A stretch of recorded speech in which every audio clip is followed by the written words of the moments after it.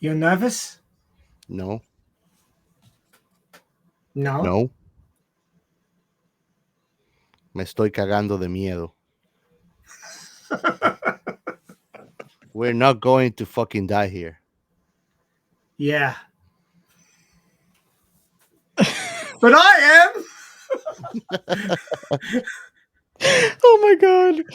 Oh, welcome everybody to Science Fiction Random. My name is Robert. This is Geo, Captain Chaos. And Mad Scientist Ray down here in Australia. And do we need to have another I Am Robert episode? Hello, I You am really Robert. want to put the listeners through that? Welcome to Hello, I am Robert. Oh, Those are the little moments when it escapes people that they are NPCs. I, in the other hand, proved on our Discord channel today that I was able to pass a cat chap test, and I put the proof in there. yeah. So if you out there are not aware what this is all about, join us on Discord. You could see, our very own Captain Chaos is not a robot. On Tuesdays. So, what have you guys been watching? I know the Chaos has been watching things like a robot. My God, the list is monstrous. Oh my god, yes. Let's get Robert out of the way since it's Star Trek, right, Robert? Okay, and next. There's a slight variation here. We finally finished Voyager, um, and we started watching Lower Decks, which in my list by chronological order should be the most logical next episode. And I started playing a game, and I wonder what you guys think. This is a game that I used to play when I was younger for Sega CD. For all those out there who remembers, Gio doesn't even remember until I show him that Sega CD was a thing. Sega. And this is called the game is called Lunar, the Silver Star. There have been many different Lunar versions out there, but my favorite one is a Silver Star. And why I want to call it sci-fi is because it is set on the moon. So the whole moon is inhabited by humans, and in the night sky you get to see Earth, which is very surreal to watch. You're on the moon, you see forests, you see greenery, and yet on the sky you see Earth like a satellite. So Yep. I really enjoyed it, and I'm actually reminiscing a lot playing this game. So uh, that is actually what I've been watching and playing. Nice, nice. What about you, Ray? Well, I was just gonna go. I'll see you that and raise you something else. Just let me get the image up. Oh God, it's tiny. That's not gonna help. It's like minuscule. Or would you rather me? Well, I'll go with my list while you're searching there. You go next. Oh, that's better. Uh, Now it's the right size. So I've been watching 86, number 86, the anime. Very good. Oh my god, I have missed having such a good anime in so long. It's like Mushoku Tensei was tearing a hole in my fandomship of anime because there's not enough, and I had to read. It's like I had to suffer, but I need to do it because I need to know more. Hey, Gio, welcome to the club. Yeah. 86 is sci-fi. Yes, it is, bro. It's sci-fi in all the whole sense of the world. Well, Actually, I really like it. Also, Kaiju number 8. Everybody here is actually hooked on that one. yeah, even my wife. Yeah. Doctor Stone. Actually, I was watching this with Robert not too long ago. Get excited. We have an episode though, so if you go to our back catalog, you get to hear our thoughts on that anime. Well, there's a second season, so maybe there's a need for a second episode. Oh yes. Also, I watched one episode of Metallic Rogue, Star Wars Phantom Menace. I actually did a rewatch of it today. Ghost in the Shell, the movie, Assassination Classroom, And on video games, I've been playing Cyberpunk 2077, as always. Exoprimal, also awesome game, man. If you like something like you want to get into an Iron Man suit and just kill dinosaurs in hordes, that is that game. Oh my god.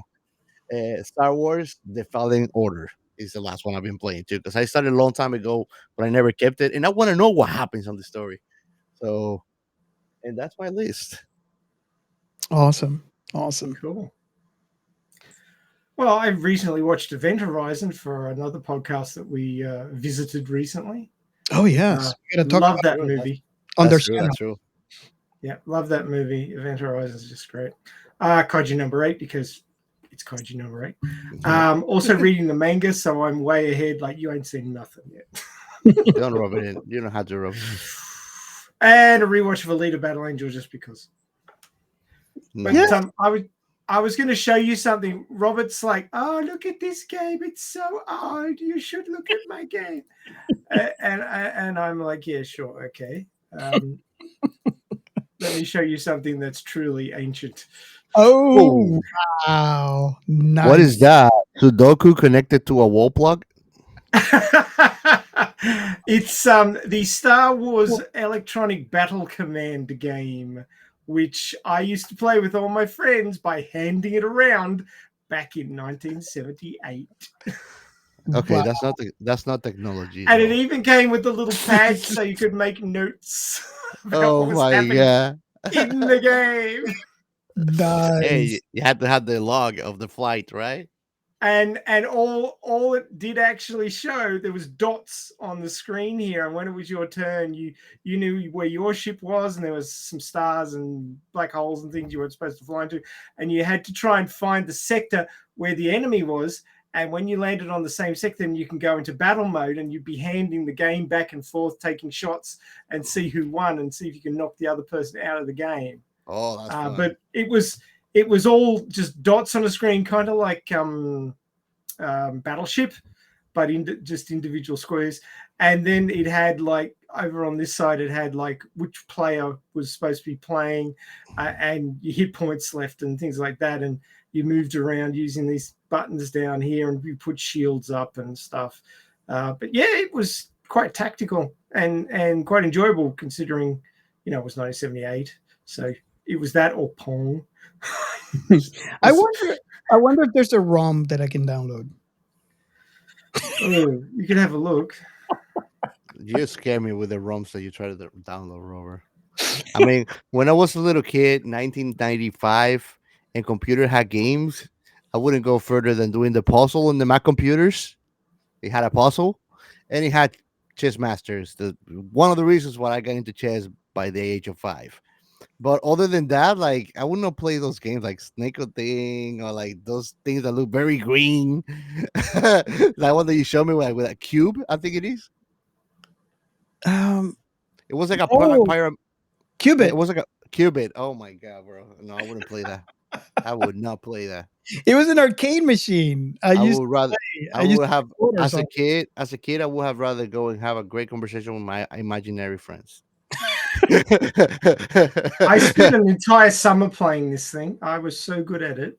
I used to piss everybody off.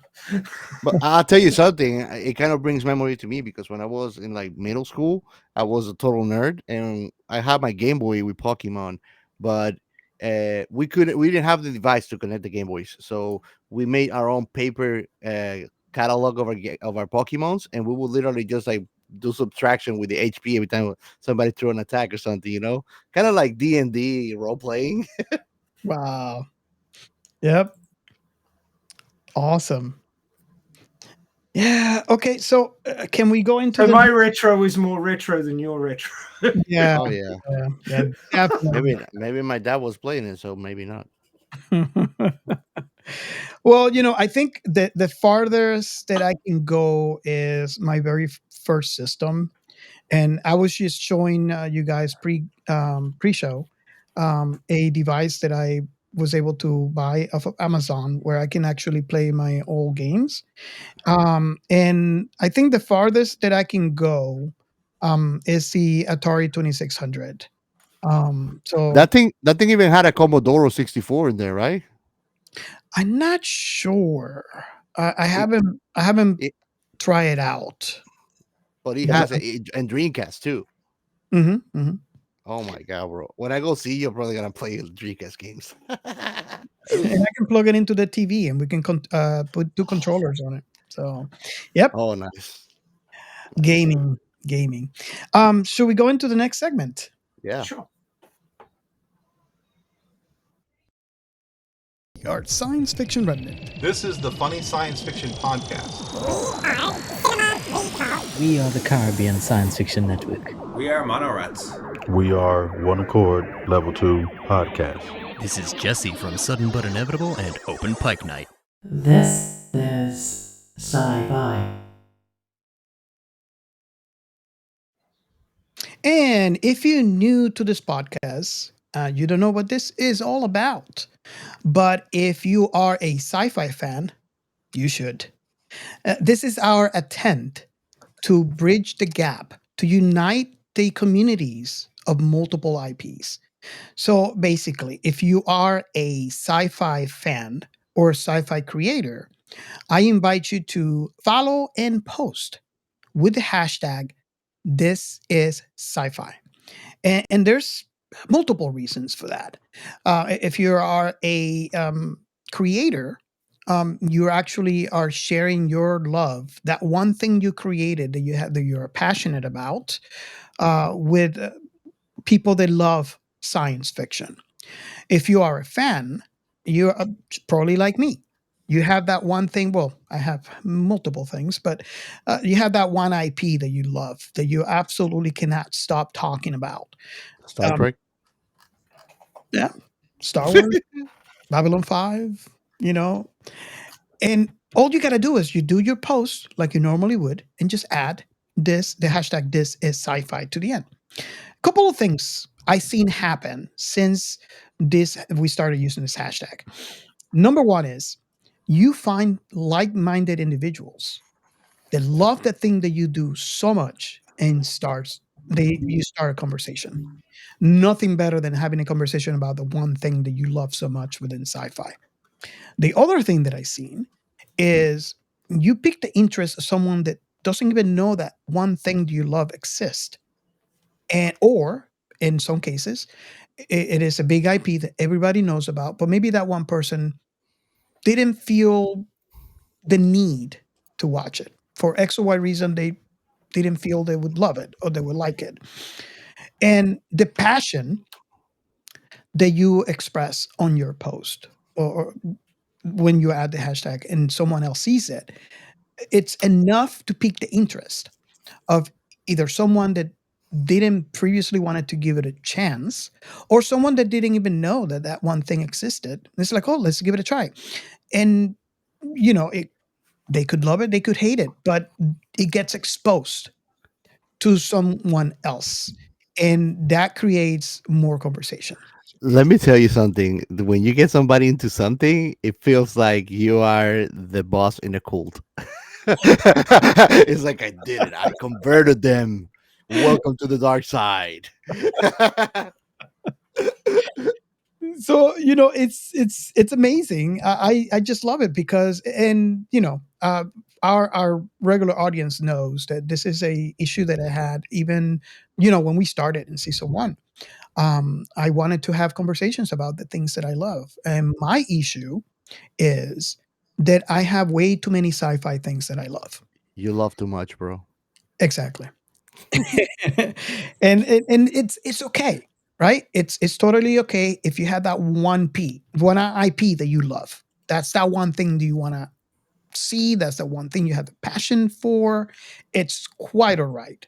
My issue is like I wanted to find the community as a whole. And although I still to this day have my conversations with the different communities for these different IPs, what I love about the fact is I can always go back to this community and talk to everyone as a whole and have a bigger, wider conversation. Nothing better than having different perspectives, especially from someone that loves a complete different IP than the one you do. And that's one of the things that I love so much about the hashtag. So if you have not experienced that, I actually invite you to. You can pause our show right now and go into whatever social media you go to, and type in the hashtag This Is Sci-Fi and just kind of read through it. If you find our post, join in and let's have a conversation. Anything that you guys would like to add in the segment? I made a couple of good posts this week on Twitter and on Instagram, and I mean, actually, I feel like if it reached a lot of people. Also, when I feel like I want to go and just find other people that are talking about things that I like, I think that when I was watching Kaiju number 8, I used it this week too to find conversations about it in Twitter. So I mean, I think it's a great gateway. Everybody should be using it. I like the interface between science fiction and real world science, which comes up with a lot of the posts that you put up, Robert, which is related to recent scientific advancements. And I just wanted to share this one because we talked about it in the pre-show, but it amused me. You mean scientific advances? Scientific. Yeah, sure. What? We lost him. See, the gods of science kicked my ass because I used that word. I'm back. I got pooted, but I'm back. But you put up this one about scientists developed the world's first compact nuclear reactor that operates without water. Just ignore all this Nord stuff that the ads apparently direct you to bad things. So I won't be going there. But this little logo down here made me flip out for a second because I glanced at it. Now let me just reset my share so you get what I'm talking about.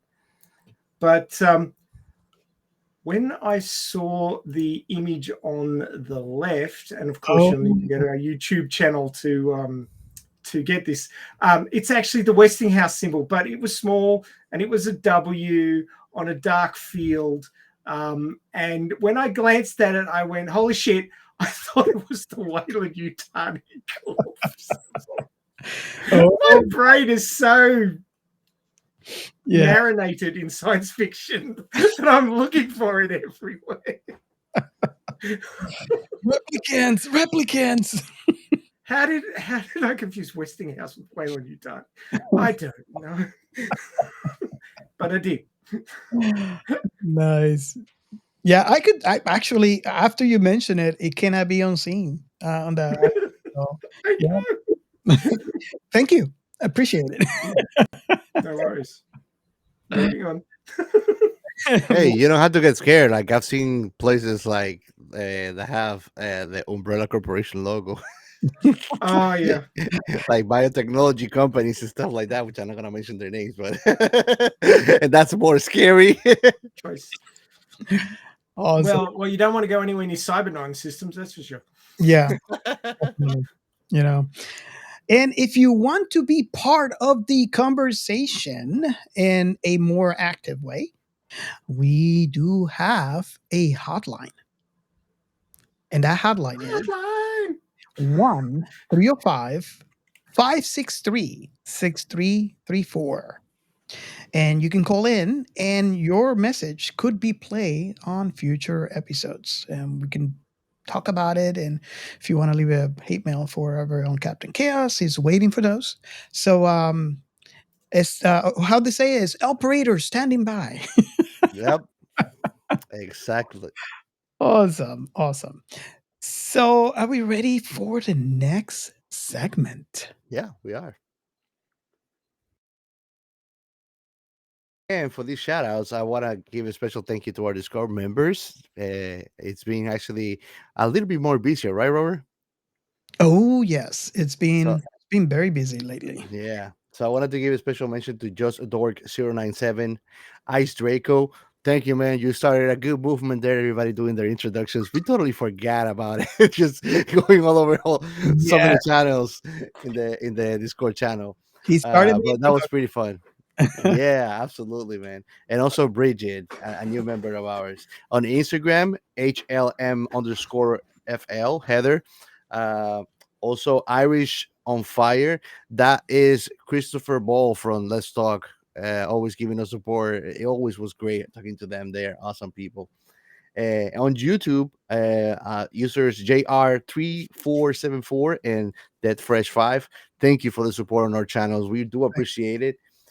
Keep that conversation going. Let us know your thoughts on everything that we speak about. And last but not least, the podcast that wouldn't die, which was awesome. Actually, something's cooking around there, coming soon. It was freaking awesome. And I think, we could go ahead and say we had this little tiny movie that you guys are baffled as to why I love it. Called what was that called? That movie? I believe it was called Event Horizon. Event Horizon, yes. For a happy ending like me, to love that film, and we actually covered it on our show.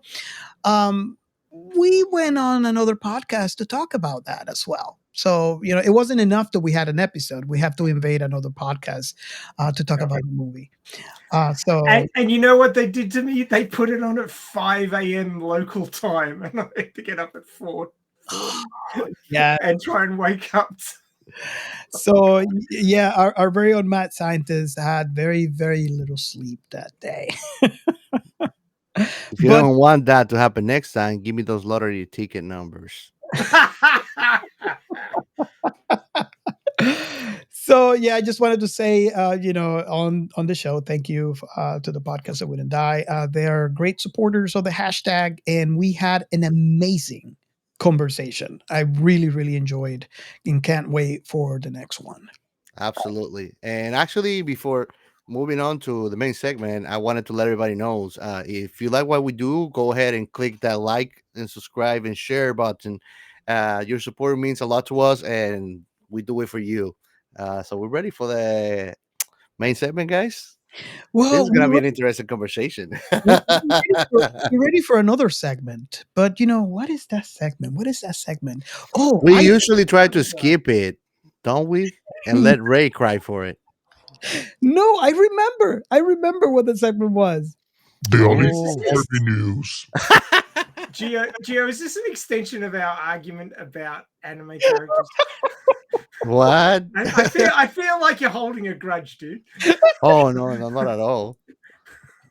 Not everybody can be right, What? So I Not everybody understand. can be you, is what you're saying. So I understand. Well, that's something that's livened up the Discord recently. Is Gio and I get stuck into each other over our opinions about anime characters. So you want to see us going toe to toe? Come on the Discord. It is epic. It was a fun debate. Awesome. So, Radio Chaos on the Alita Army channel on YouTube. You can look it up by just typing in hashtag Alita Army, one word, channel, and you'll get us there. We're episode 216. So, obviously, we've been doing this for a while. And this week was start of the month. So, we had another episode of going through the manga. So, we go through a chapter a month and talk about what's happening in that chapter. And this time it was Gumu, which is the Japanese name, Angel of Darkness. Angel of Darkness. Let's try again. Angel of Death. The Plains of Betrayal, Journey 5, Even darker. Cowardice. Even darker. Yes, from darkness to even death. darker. Yeah. Yes. Well, in this portion of the manga, Alita is known as the Angel of Death because she wanders around the Badlands, killing things, mostly people, sometimes not. But I gotta say that the title of the last episode got me curious to read the manga for real now because it was about betrayal. Oh, you should. Yeah, so I won't spoil because you're going to read the manga, but basically somebody they were traveling with betrayed them. And yeah, it looked pretty damn bad there. But of course, plot armor being what it is. Certain people who you were sure were dead because, like a wall fell on them. It was okay. Although Alita does not know this, and she's feeling very down about things and pissed off, and she has been captured by the Barjak. So not looking good for her at the moment, but of course, plot armor being what it is, she'll probably be all right. But it's a good read. I highly recommend all three different iterations of Battle Angel Alita, which is the English name. Gumu is the Japanese name, which means gun dream in when it's directly translated. So we're in the Badlands arc, which is the third major arc in the original manga. So still plenty to go. Awesome. Nice. And for all of you out there who don't know, it might be a surprise to you. Every member of this podcast is a member of the Alita Army. So if you're Hey, you mess it up. You have to say it with a voice. You cannot say it with your normal voice. There you go. So if you are watching the YouTube channel, I actually just placed a QR code. All you have to do is scan it. It will take you to the channel. Now, for all the people that are listening to the pod, how do they can And the non-people too, and the non-people. how can they find the channel on YouTube? Ray? Well, I did mention it at the beginning, but it's just basically doing a search for hashtag Alita Army, one word, channel, and it will pop up. It's the official, I guess you call it, channel for the fandom, and there's many live streams that have been recorded on there, talking about every single thing we could think of to do with Alita, the movie, the manga, and anything associated, close IP comparisons, everything we can think of. We're up to episode 216, and I'm really racking my brains for something new. I've got to say, it's getting tricky. But we're the point of the Alita Army is campaigning for a sequel. Unfortunately, Alita Battle Angel in 2019 was the last movie released by 20th Century Fox before they were absorbed by the giant macrophage, which is Disney. And Disney's decided to park the IP by the sounds of things. But Robert Rodriguez, who was the director of the first movie, and both of the producers, one of which was James Cameron, who's of Terminator 2, Aliens, and Avatar fame, are pushing to get a sequel, but they've got to, convince Disney to, take the chains and the locks off and let Alita ride again. So that's what we're working on. We have a petition which has got 178,200 and something signatures, which is more than the Snyder Cut got, and Disney still won't budge. So don't know why, but they don't want to make money. They haven't been recently, but I would still go to the theaters for that. I'm telling you. For sure. Hell yeah. So and one thing that I gotta say, if you have seen Alita and you won a sequel, you are a member of the Alita Army. If you haven't, I actually will invite you to go see it and then come to us and let us know what you think. And if you don't like it, just give us a like and the follow. We'll appreciate it too. But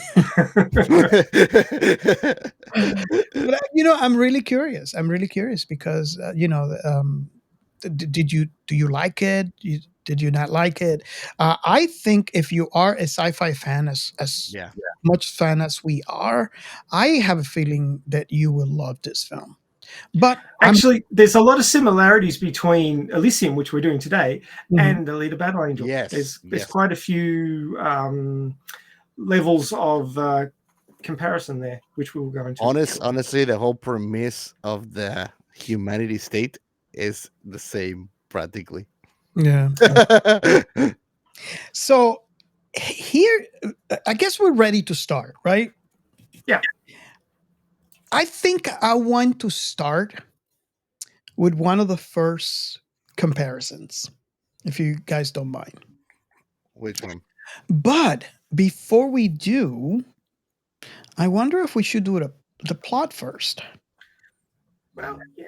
A plot. The plot is a good option. I think I finally got you trained. I love this. You messed up, Took a Robert. while. Took a while, but we got there in the end. So yeah, the plot. Of Robert is Elysium. unrulyly obedient. Well, I just don't give up, and he just gives in at the end. So Elysium, 2013. It was released in August 9th in the United States. Budget of 115 million, made 286.1 million in the box office, so reasonably successful. And the plot goes thus. In 2154, Earth is overpopulated, diseased, and largely polluted. The planet's citizens live in an extreme poverty, while the rich and powerful live on Elysium, an orbiting space station just outside of Earth's atmosphere. Now, I don't think space station is a good description. It was more like a space habitat. I would say that it's more like a mini Halo. Yes. That's the first thing that my wife said. That's the first thing that my wife said. She said, Halo. That's yep, pretty much. Yeah. I didn't see no Master Chief in there, but all right. Well, the thing that I found interesting was in the opening shots, I saw similarities between this movie and Predator 2, Alita Battle Angel, and Halo in the opening 2 minutes. Yeah. So I'm not saying that this is derivative. I mean, Alita Battle Angel, the movie came out after this, but the manga was out before this. So, you can say that it sort of existed, but not in movie format beforehand. But there's a lot of very regularly seen concepts in this movie. Not to say that it's just, a mashup or a copy of other movies. It's got its own particular style, which we will go into. And I found it very entertaining the way they did it. Anyway. Not only that, also Cyberpunk 2077 similarities are uncanny. Oh, yeah. There's lots of similarities.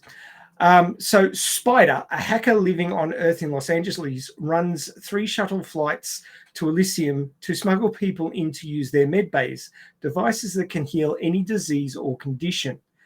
Elysium Defense Secretary Delacourt shoots down 2 of the spacecraft in space, killing everyone on board, and has everyone on the shuttle that does reach Elysium arrested and deported. Elysium President Patel reprimands Delacourt for her actions, threatening discharge for any more actions in a similar manner.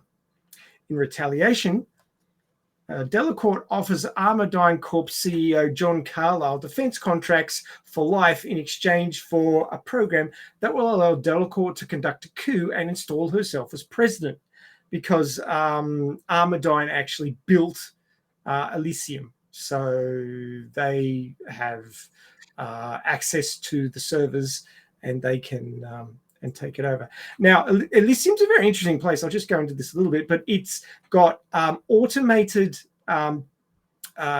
police force. They're all robots. It's AI heavy, and it's got a lot of automatons that basically run the place.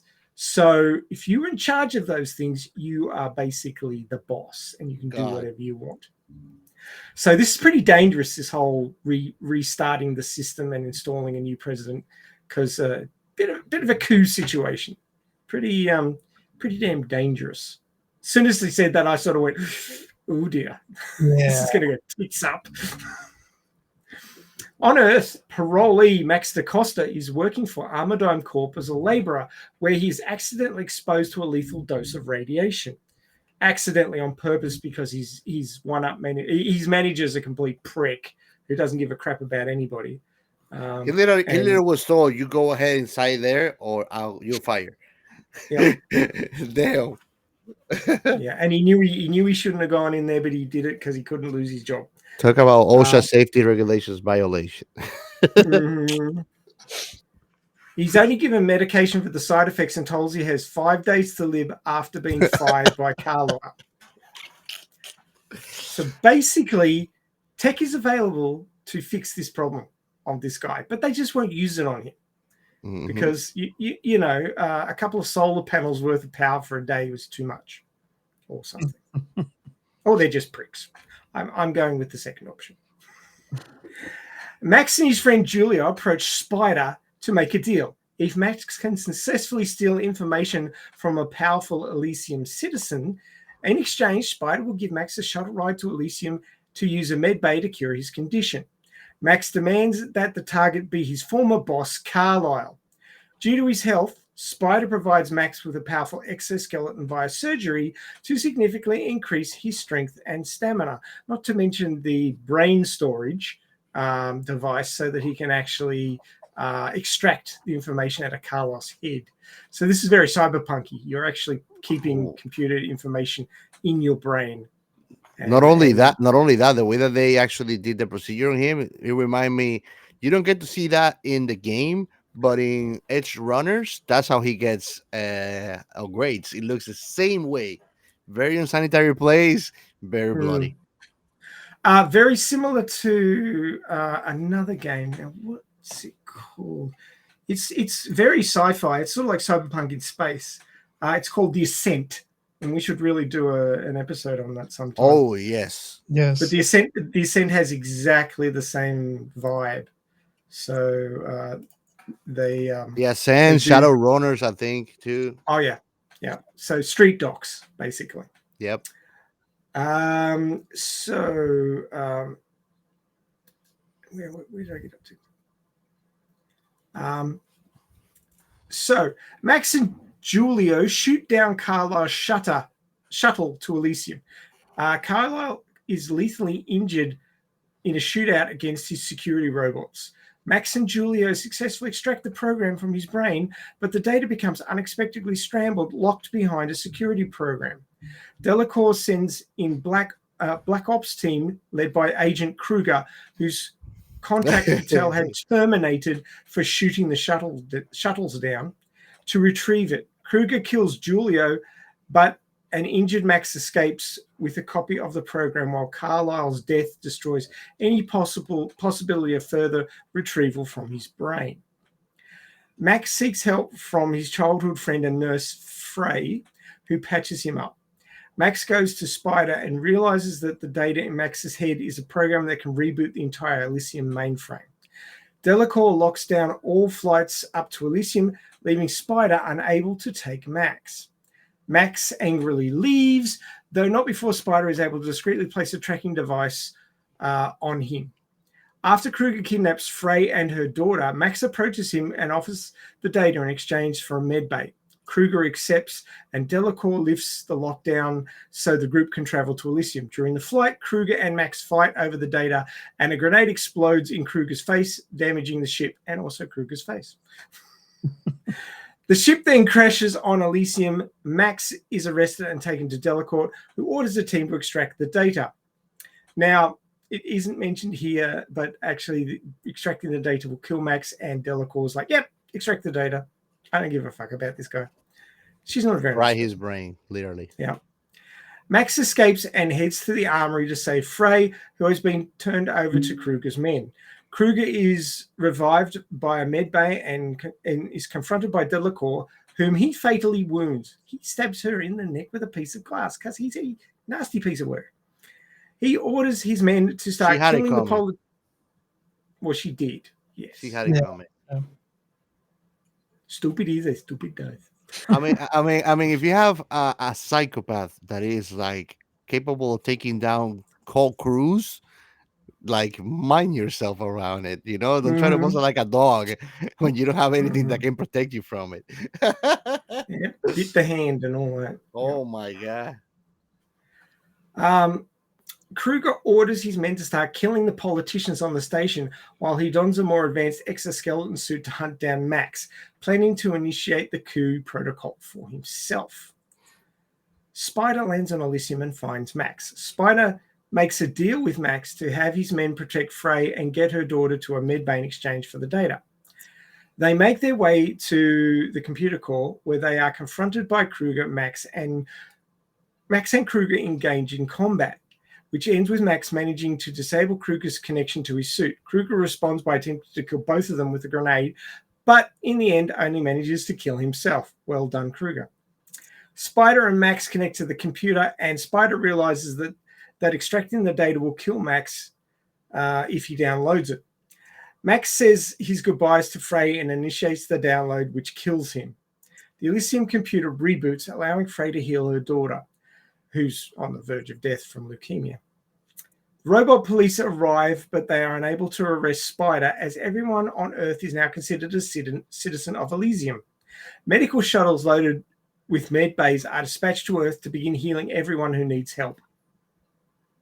And there's actually quite a lot of hope at the end of this. So it's actually a happy ending for Admiral Happy Endings. So there you go. You got one. Yep. Should I tell them? Should I tell them? Tell what? Should I? Tell what? The first time I watched this film, I have to admit, I cried. You cried over the happy ending or the horrible thing that happened to Max? No, exactly. No, he needed Max alive too, and have little baby mecha babies with his girlfriend, I guess. So part two is Max back to life, and anyways. So the first comparison that I have in this film, I remember this watching since the very first time that I watched this film. This is actually the beginning of cyberpunk. Let me explain, right? Because that doesn't sound quite right. So I can see this world being kind of like the origin, because if you look, the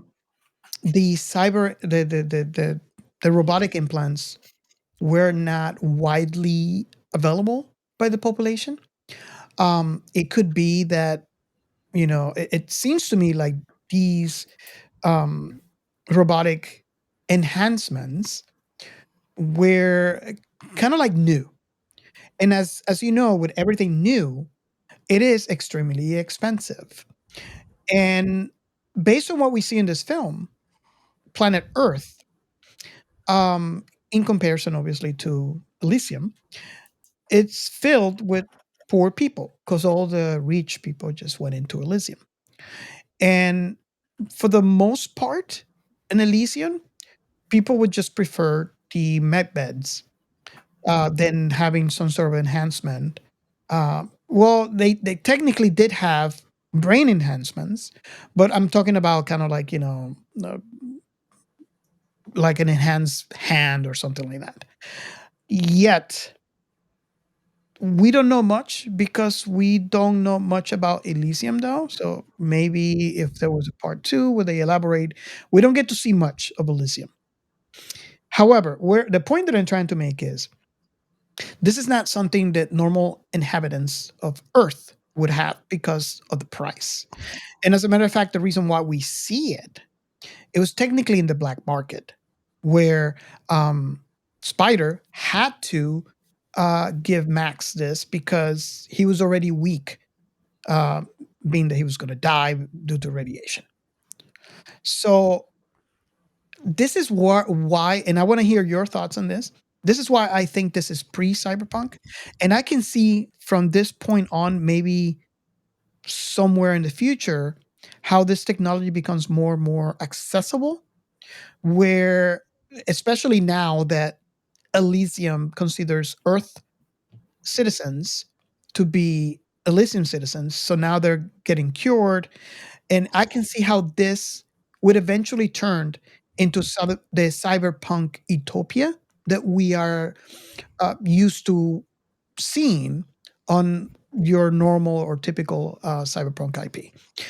What do you think? What do you guys think about my reasoning on this? I see this kind of like a pre-cyberpunk society.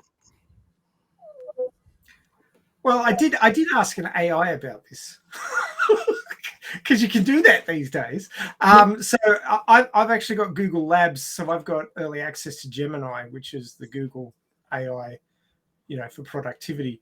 And I actually asked Gemini to compare Elysium, Cyberpunk, Edge Runners, and Alita Battle Angel because I thought they had a lot of similarities in them, and I wanted to see what it thought. Well, what it thought. It doesn't really think. It just compiles information from the internet. But I wanted to see what it could come up with as compare and contrast. And it was quite interesting. It said that they all present a dystopian future where advanced technology has exacerbated societal divides. So it's basically the haves and the have-nots. Yes. Elysium depicts a stark separation between a privileged elite on space station and the impoverished masses on Earth, with technology like medbays and exosuits accessible only to the wealthy. Cyberpunk Edge Runners showcases more open technological landscapes in Night City, where cybernetic hands are widely available, but lead to social inequity and the risk of cyberpsychosis. And Alita Battle Angel portrays a world divided between the floating city of Zalem and the scrapyard below, with advanced cybernetics and weaponry controlled by the ruling class. So yeah, they're all sort of the haves and the have-nots, and the sort of opposition and the story in all of these IPs relates around the have-nots wanting what the haves have and working to get it. Certainly, I'd say that Cyberpunk, especially Cyberpunk Edge Runners as an IP on its own, isn't quite as focused on that getting what we don't have and the haves have. But the other two definitely are sort of, the impoverished masses, and they want what you've got because you're just being pricks and not sharing it. I'm not entirely sure how the technology coming from Elysium, which now is available to the people of Earth who previously didn't have access to it, would then sort of move into a situation like in Night City for Cyberpunk, basically because you have street docs in all three of these shows where they just hack people up and stick cybernetics into them willy-nilly, sort of in a very rough sense, whereas the med bays were more putting people back to pristine, sort of like the flesh-only sort of side of the equation. So I don't know how access to med bays, like they'd have to then take access to med bays away again, but then allow the cybernetic technology to proliferate to get a Night City situation after Elysium. Let me paint a different perspective, because I think maybe I didn't post the question correctly. Before you answer, Gio, because I still want the answer for the question. So it's not the access to the med bay per se. The reason why I mentioned the med bay is because people actually are doing the things that they are doing because they don't have access to your normal medical. People are dying from diseases, and the medical abilities to deal with those diseases are available in Elysium, but not on Earth. The reason why I mentioned the med bay is because once you take that need, right, for medical services, now people are free to explore other avenues. Now, taking away the med bay and the basic need of medical services, I feel this is pre-cyberpunk, because now people are going to be looking at, okay, in Elysium you can install this thing on. Maybe it will start like in this movie where it's in the black market, and people will start getting it to do, because they're going to see, okay, this person is strong, right? So I want to be stronger than him. And the human thing of being better than the other would lead to this being a normal practice, and in turn turn it into cyberpunk. That's basically what I was talking about. And I don't know if I kind of mentioned that in my question. So does that clears it out, Ray? Or did I confuse people even more? Well, technologically they are very similar, but sociopolitically speaking, in chronology to the movie, it doesn't. This Give it seems 50 like, years. Give it 50 years. I think that this will be like you imagine Cyberpunk 2077. Mhm. This will be after, you know, like Exactly. this will bring to but in here there's not the technology that we have in 2077 Cyberpunk though. Exactly. You know, And I agree with that. I'm just saying the future of this is yes, definitely. And you can see it's funny that you mentioned the med bay because you can see, well, at least I played enough to see them, that there's med bays or scientific institutes where you actually have hospitals and things like that, and then you have the Ripper dogs. What they did to Max, to put the exoskeleton, you will see that on a Ripper dog. But there's also places that have like rooms. It has a room full of beds for operations, with all the equipment on top and everything. You have offices. You have things like that too that look more pristine and doesn't look like an alley back nasty place to get cut out or open up. You know. Yeah. So that's what I was getting to, Ray. Give it a 50, 100 years past the events on this film. I see cyberpunk. Because I would venture to say that an event like what happens at the end of the movie would change society at a global level. Because it seems there's not many Elysiums. So for humanity to have something like this and literally be something that is sought out apparently from more than one place, but nobody was crazy enough like Californians to actually throw themselves at it. It's something that if you can drive people to that kind of desperation, it must be a war crisis. And when that all crumbles down, it probably is going to have a revolutionary change in society for the better, hopefully. Yeah. What is your thought on that, Ray? On that, give it 150, 100 years past the events of this film. You think I'm going to have mechanical I don't arms? know. I don't know if it's that clear cut. I mean, obviously, there's that medbay technology is like freaking super science. Yeah. It was insane. I know what leukemia involves because my wife had leukemia, and well, for starters, somebody just going unconscious but otherwise being fine.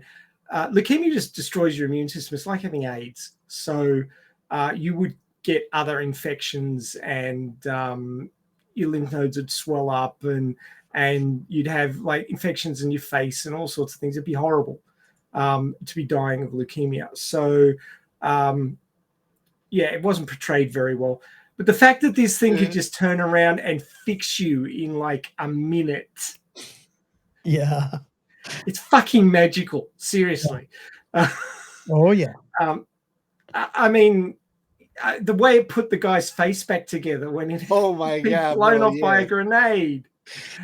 It was fucking magical. And the fact that this is available, and sure, the developers needed to get their money back for creating this technology. And personally, I feel like a technology like that is, 1,000 years in the future, not like 50 even.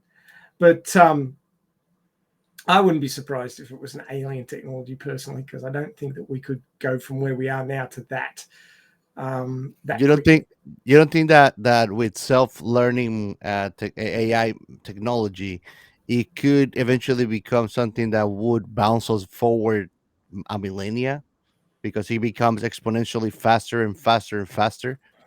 I can tell you one thing, and based on a conversation that I heard from Michikaku and Neil deGrasse Tyson when they're talking about quantum computing, Hmm. I can That's tell going you to be one. one of them. That's going to be one of those technologies. I can tell you one thing.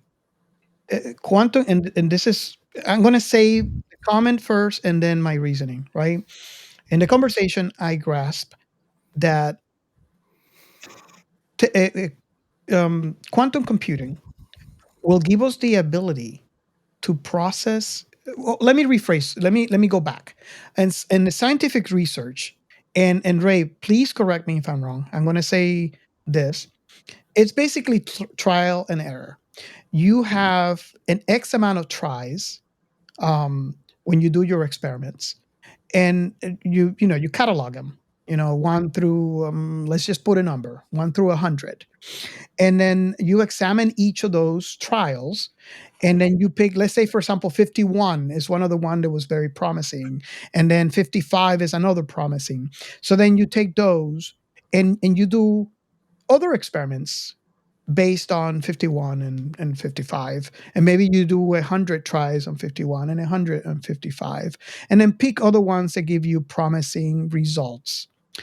Quantum computer, once it's fully operational, because right now we're at complete infancy of quantum computers, because of its nature, allows us to do all possible computations, eliminating the need of trial and error.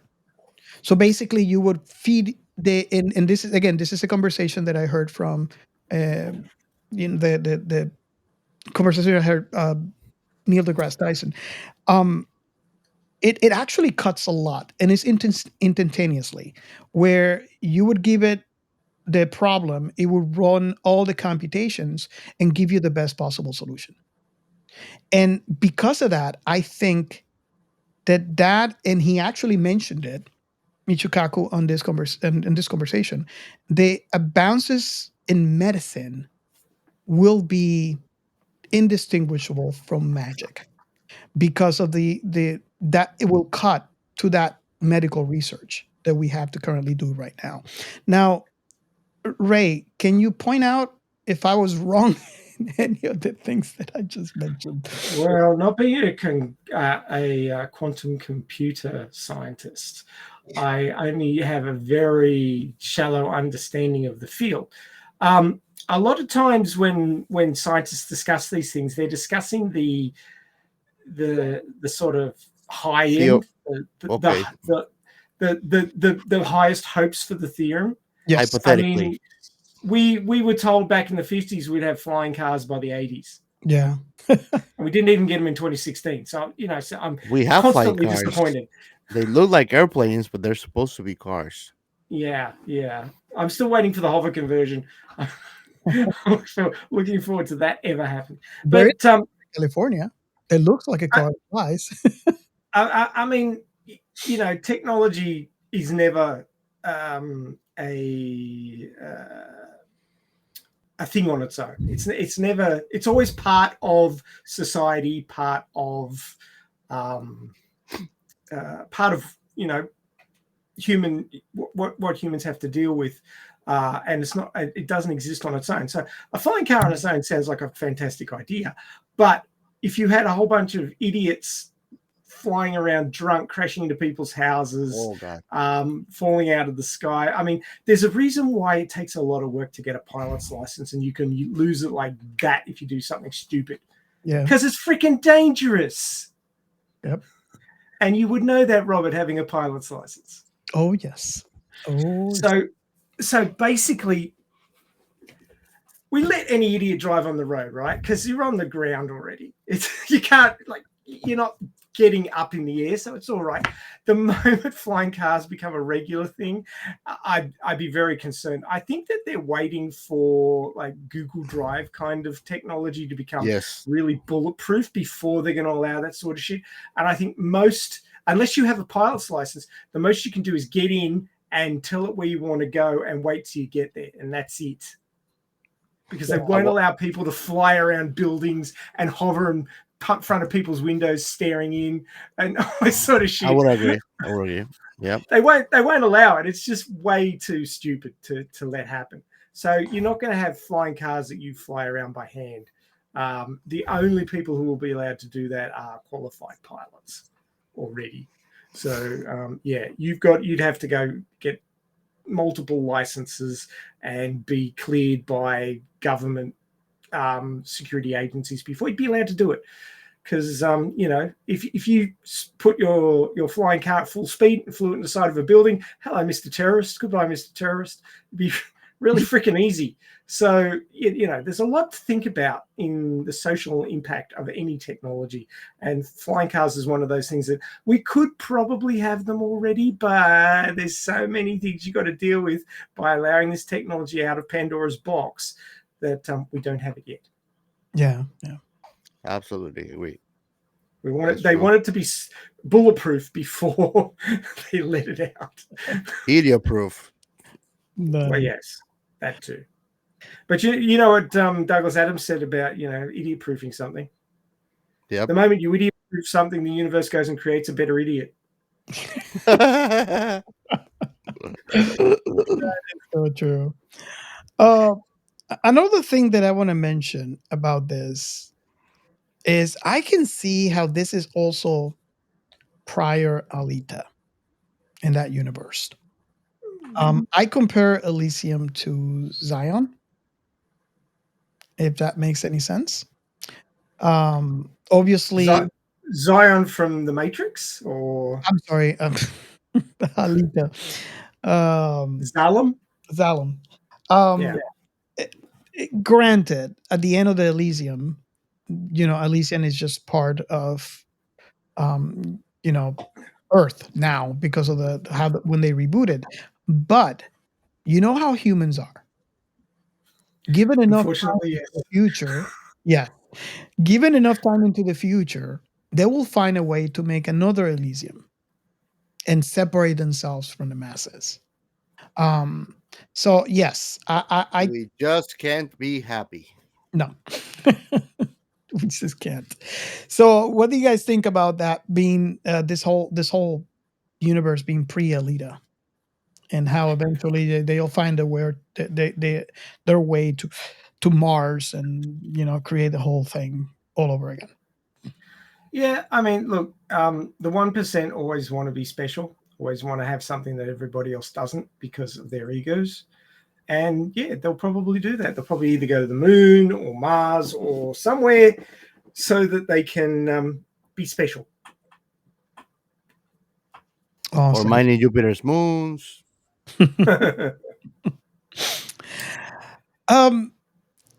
I guess this is going to lead us to the first question, and it's a little late in the game, but I'm going to ask.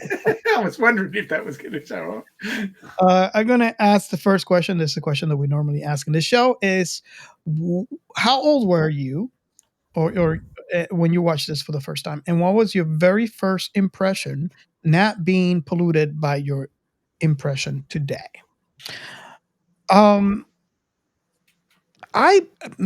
Let me start. I don't know exactly when you guys saw this, but this film, I saw it on. I didn't see it on the theaters.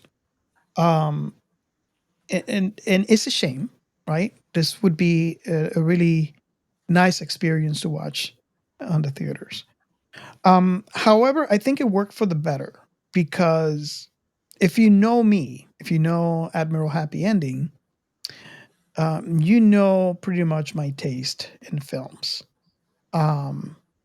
Not to mention Alien and Event Horizon. Exceptions that make the rule. This film, my very first impression was a mixed bag. But if I give you an overall, small sentence about all my experience on the first time that I watched this, is I would have to say that I liked it. It was very, very unique.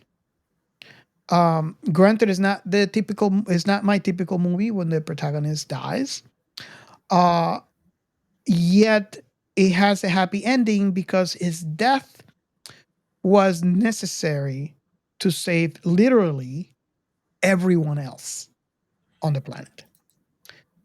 But it was very, very, very unique to me in the sense that I never seen this before. And in retrospect, I understand why now. And we'll get into that in a minute. But I just wanted to say it was very unique, not only in the way that the visuals were presented. I love all kinds of sci-fi, so it is very interesting to me how you have kind of like a cyberpunk slash space mixing all the topics that we deal within this film, which is typical of the writer and director of this film. Very, very typical. But I didn't know this at the time. It's just, this is the reason why I enjoy this film so much. It's uniqueness within sci-fi. Now, who wants to go? And notice how I was being careful not to mix my initial reaction with the reaction that I eventually got. Who wants to go next? Robert was like kind of getting out of himself, so he cannot be influenced by himself, even though he's talking himself about his own thoughts. I'm telling you, time travel is it's hard, man. That's like a brain in knots at this point. You go next, Gio. I usually jump in, but I'll go last. All right. This movie, I actually was expecting it when it came out. I was back in the yet. I watched it in Spanish the first time. The movie, I loved it. It's one of those movies that got my love more for sci-fi. I was very into the Halo games back then, so this brought it home too. The CGI and the special effects are fantastic. When you look at them, it's like this is what Smeagol was meant to be from Lord of the Rings, which was rougher times. And I mean, I always loved sci-fi. I probably was like teenager back then, 2013. No, teenager now, but like early 20s, I guess. 2013, yeah. And I mean, after that, I think they put it on Netflix for a while, and I went on town with that movie, man. I watched that movie maybe like 15 times. That's how much I liked it, because it was like bringing a feeling home. I love the dynamics in between the characters. Kruger, if you think about it, man, he's a cyber psycho. Yeah. Yeah. It's just like Adam Smasher. And I mean, when you look at him, he's a villain and he's so good at it. Like, you cannot even be mad at him for being so vile and crazy. It's like, we died together, Boykie. Come on, let's go. Yeah, like that's how he talks. That's his social language is warfare. It makes me think of mythical warriors, like people that would afraid even the best of fighters. When you think about it, they could exist a human like that. If that's everything they do is kill and fight, uh, it's normal to them, even though it's abnormal for a normal person. you know, so he did a great job, and I mean, it was a whole chase. Like Matt Damon, like a lot of things happen in a way that you're like, shit, this is just very lucky. Like he actually got the key. They were looking for something. He got the actual phone thing that they were looking. And when you think about the scale of one person going after that, all the breaches that he has to overcome to get to that point, and everything just happened to perfectly. And I think that was like a sweet spot on the movie too, the way that it happened, because most of the time you will be like, this shit should be more difficult. You shouldn't be able to get the CEO of a company just like this. but it worked perfectly, I think. Gio, and I like to add to something that you mentioned. I think that to make someone like Kroger, I don't think that person could be made. I honestly think it takes a type of psychological profile to have a person like him, because the reason, things like that, like you mentioned, like if you have someone that all they do is kill, right? Maybe he's a perfect soldier. Yes. And all they do is kill. If they don't have the right psychological profile, that person is finished, right? That they go home, because eventually they will have to retire if they don't die. Yeah. If they don't have the right psychological profile, that person is going to have some serious PTSD. Not only that, I wouldn't say PTSD, but they're gonna have problems being part of a society of any kind, because that is not their lives. Well, I'm talking, and that's one example of what could happen. Another example, and where I was going with, is you can have someone that never leaves his home because they're messed up in the head. Yep. Yet, if you have the right person, the right psychological profile, that person, and that's why we have serial killers. You Yep. know, the type of psychological profile makes them what they are. And I, unfortunately, that's what it have to, in my opinion, of course, that's what it would take to make someone like, say, Kruger in this film. Mm-hmm. And I mean, don't go further. I think that we spoke about this some other time earlier, or we did it yesterday, on the Event Horizon. But doesn't matter how advanced technology can get, that is one thing that always shows out of reach, and is what's inside that is not physical. Your state of mind. Doesn't matter if we can fix you completely, you could still be traumatized. We cannot delete that, because that will take deleting who you are, your person, your memories. You Mm. know, is that I when I try to look at it from a poetical standpoint, it will be like that's the ghost in the shell, no matter what. Mhm. Mhm. I always wanted to have a wife, but all the temptation, I just couldn't settle down. You make me want to. You make me want to have a wife. Very, if you think about it, and that's what I'm saying. If you think about it, that is very primitive behavior. Oh yeah. But Yeah.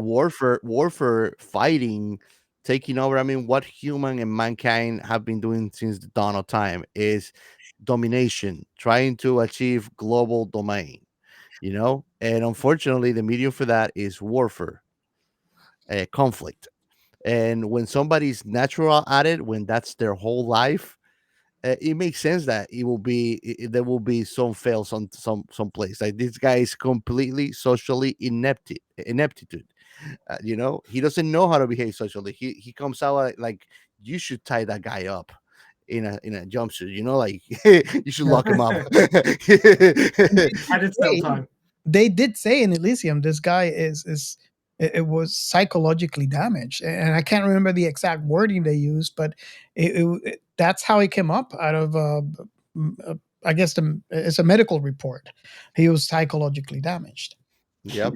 And I mean, if you think about it, there's nobody safe around that person, not even his own crew members. I know that the moment that it was necessary to sacrifice him, he will be the first one to push him. Yep. So it's like this person is not fit to be in any kind of group or society. Yeah. Okay, so I guess Ray's turn on the question. Mhm. Shit, what was the question? We got wandered off so far. I'm trying to First thoughts. remember what the original question. Oh, right, yeah. What up, Ray?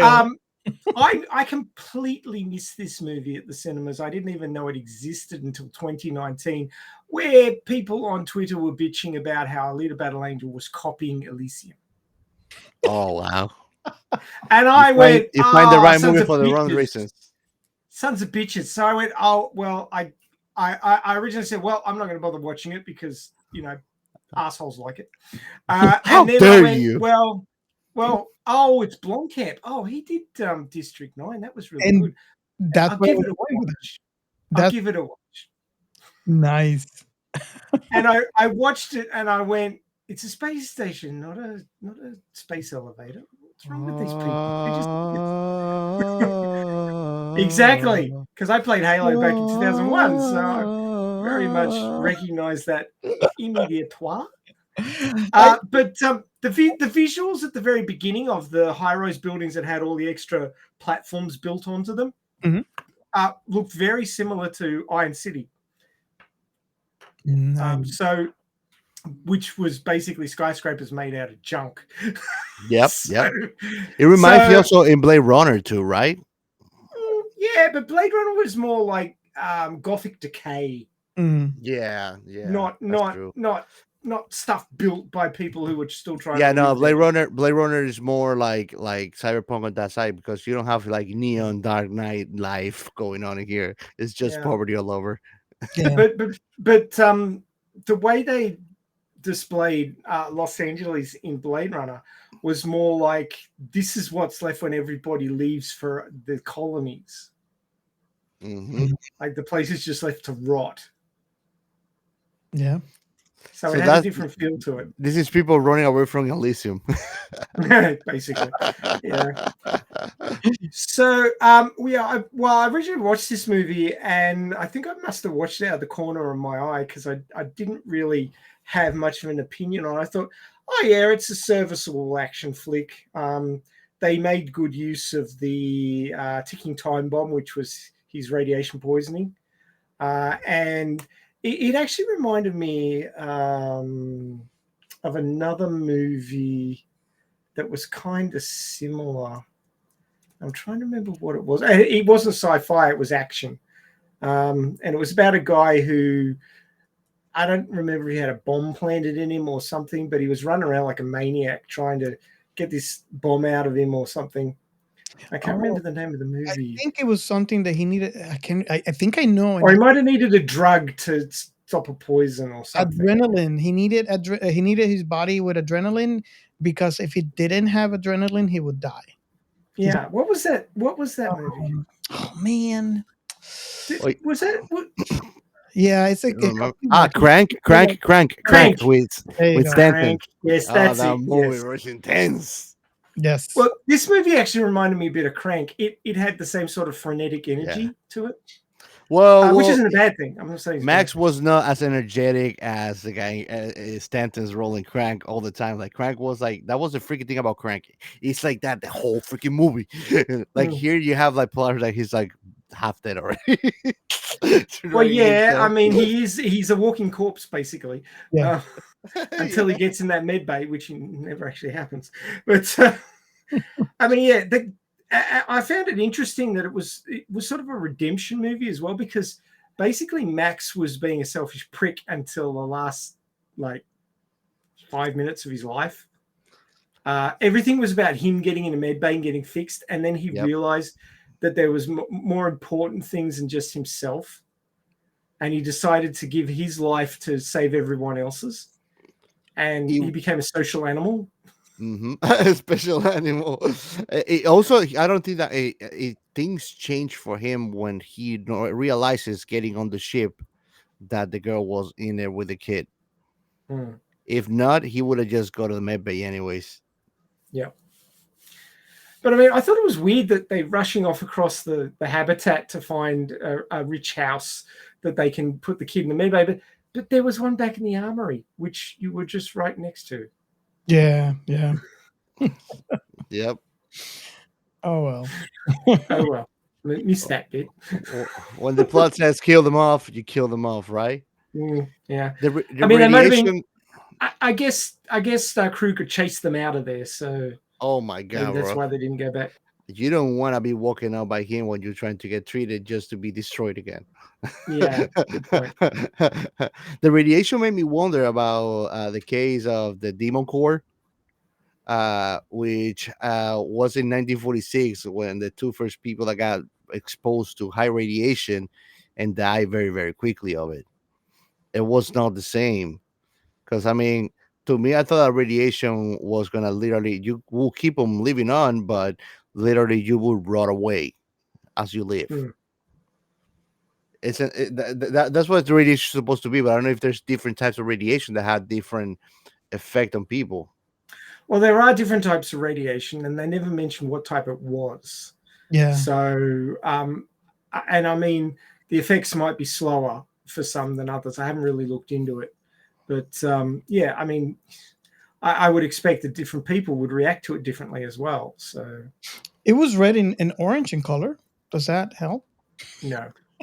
No, like the case that I mentioned, actually, it was a real case. It was a physicist, Harry Delian, is the first accident, and Louis Slothing in the second. They suffer acute radiation syndrome, ARS, and died soon afterwards, while others present in laboratory were also exposed. The core was melted down during the summer in 1946. So it was like a bowl of highly radioactive material. And basically, he opened it and he touched it. Ooh. And the award goes to... And that was a Darwin Award winner. Oh my God. No, it was crazy. He was a scientist, but I mean, think about it. This was something new that people didn't know how to deal with neither.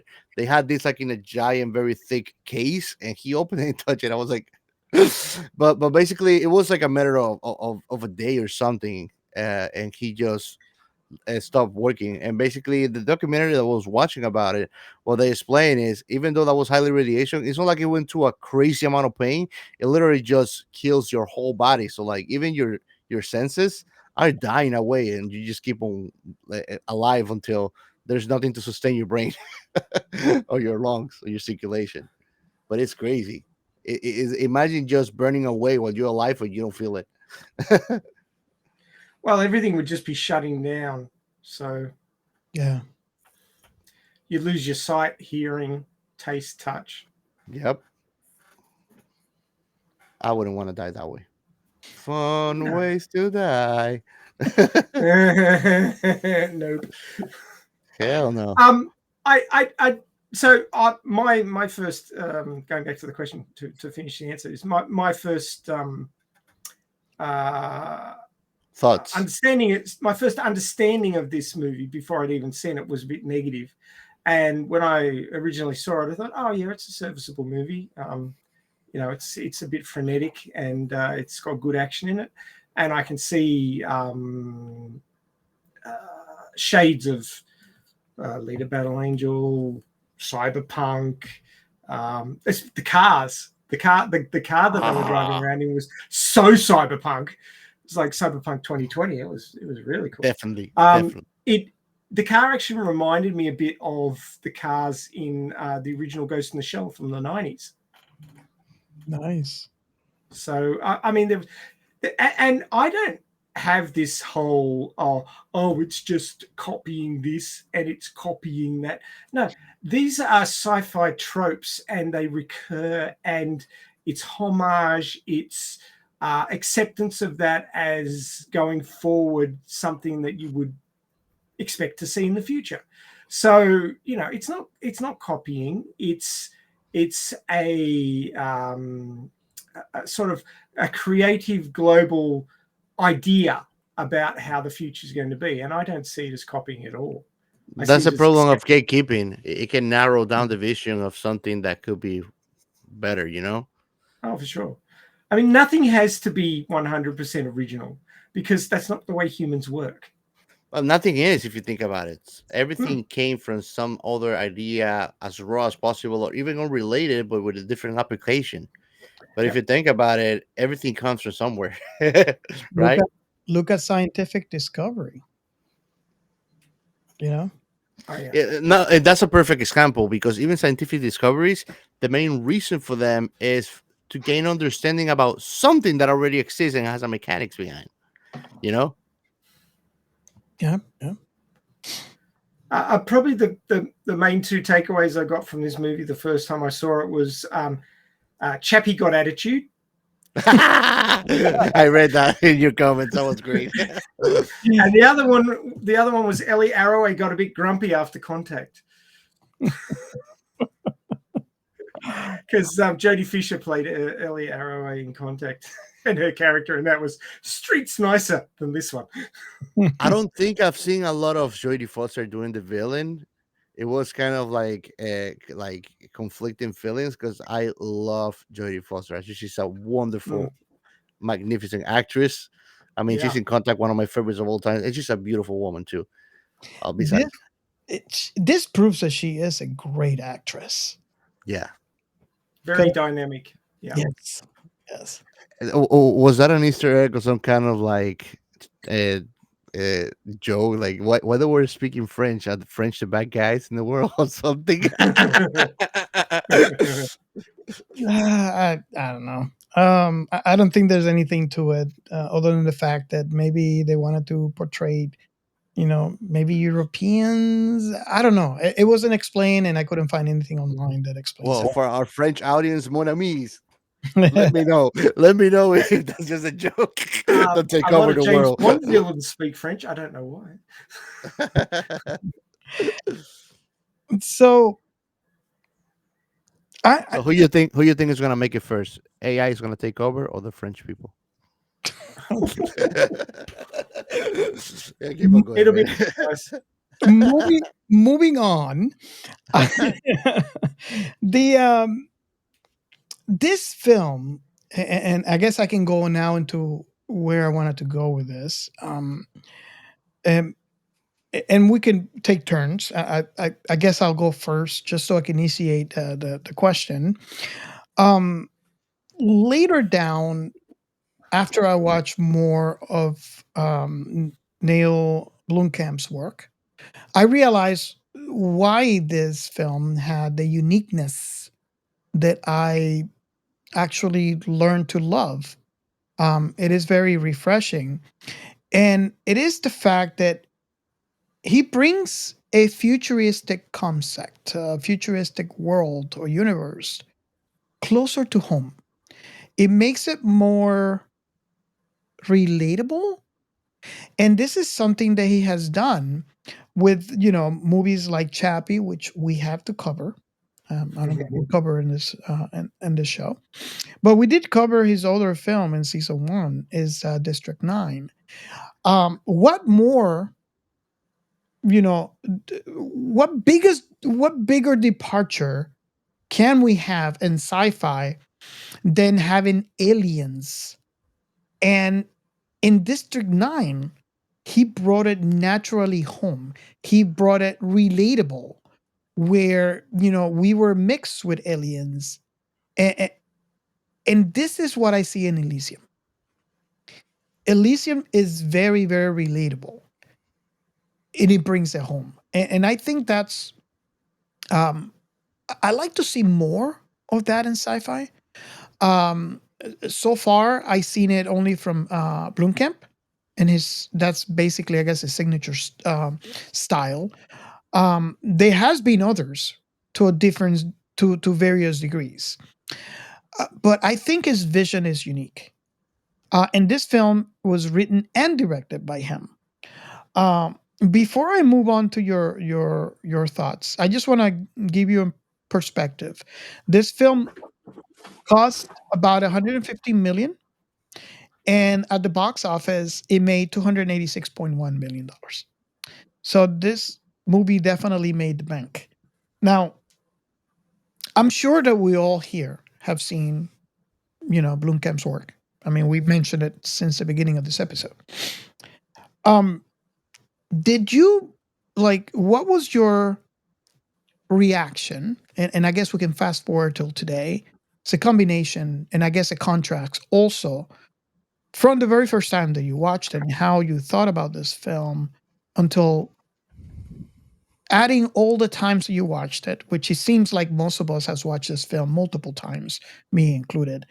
What is your perception today on this film? You go, Ray. Okay, so before I answer your question, I just want to sort of expand on something that you said in your preamble to your question, and that is about Blomkamp's work reflecting social issues.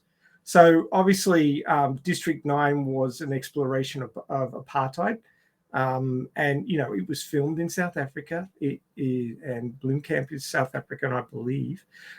So he would have experienced it growing up. District 9 was apartheid. This movie is the 1%, the social divide due to the ultra-rich versus everyone else. And he explores this very well. They have the technology which, can fix anything in 1 minute, and they won't share it because they want to be special. And the people who don't have it and are all dying horribly because Earth is crap and nobody with any money will do anything about it, they want the status quo to change, and so they fight for it.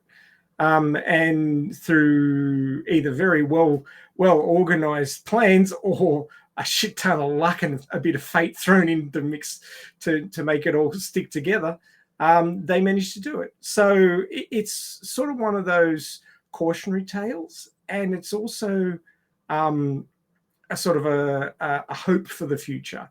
A lot of sci-fi can be very dark, like we're all screwed kind of deal. Mm-hmm. But certainly, with wanting a happy ending by one of us, will you can often see movies like this that have a pretty dark setting and what seems like in the first place insurmountable problems. People going above and beyond and even giving their lives to try and solve the problem for the greater good, sort of thing, which is suggestive that there are still good people out there, even in a horrible world like the everywhere but Elysium, basically. And of course, it's the selfish, hyper rich people who, they're horrible people because they won't share. They have more money than they could ever use. They go and isolate themselves in the nicest place they can and let everything else rot because they don't care. But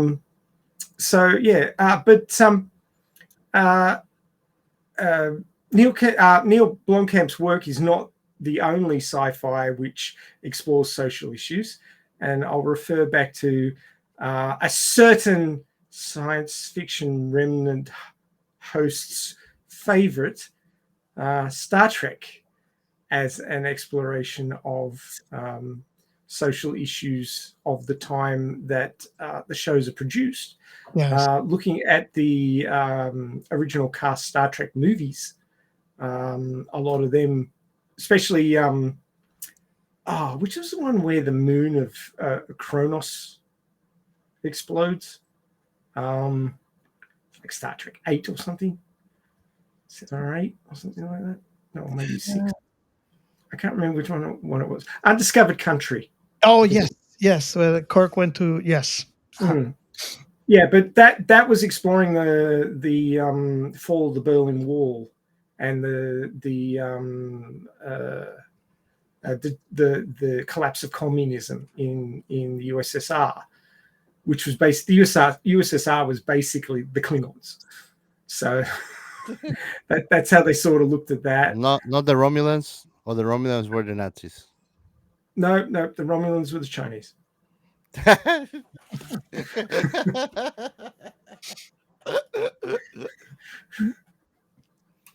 Oh God.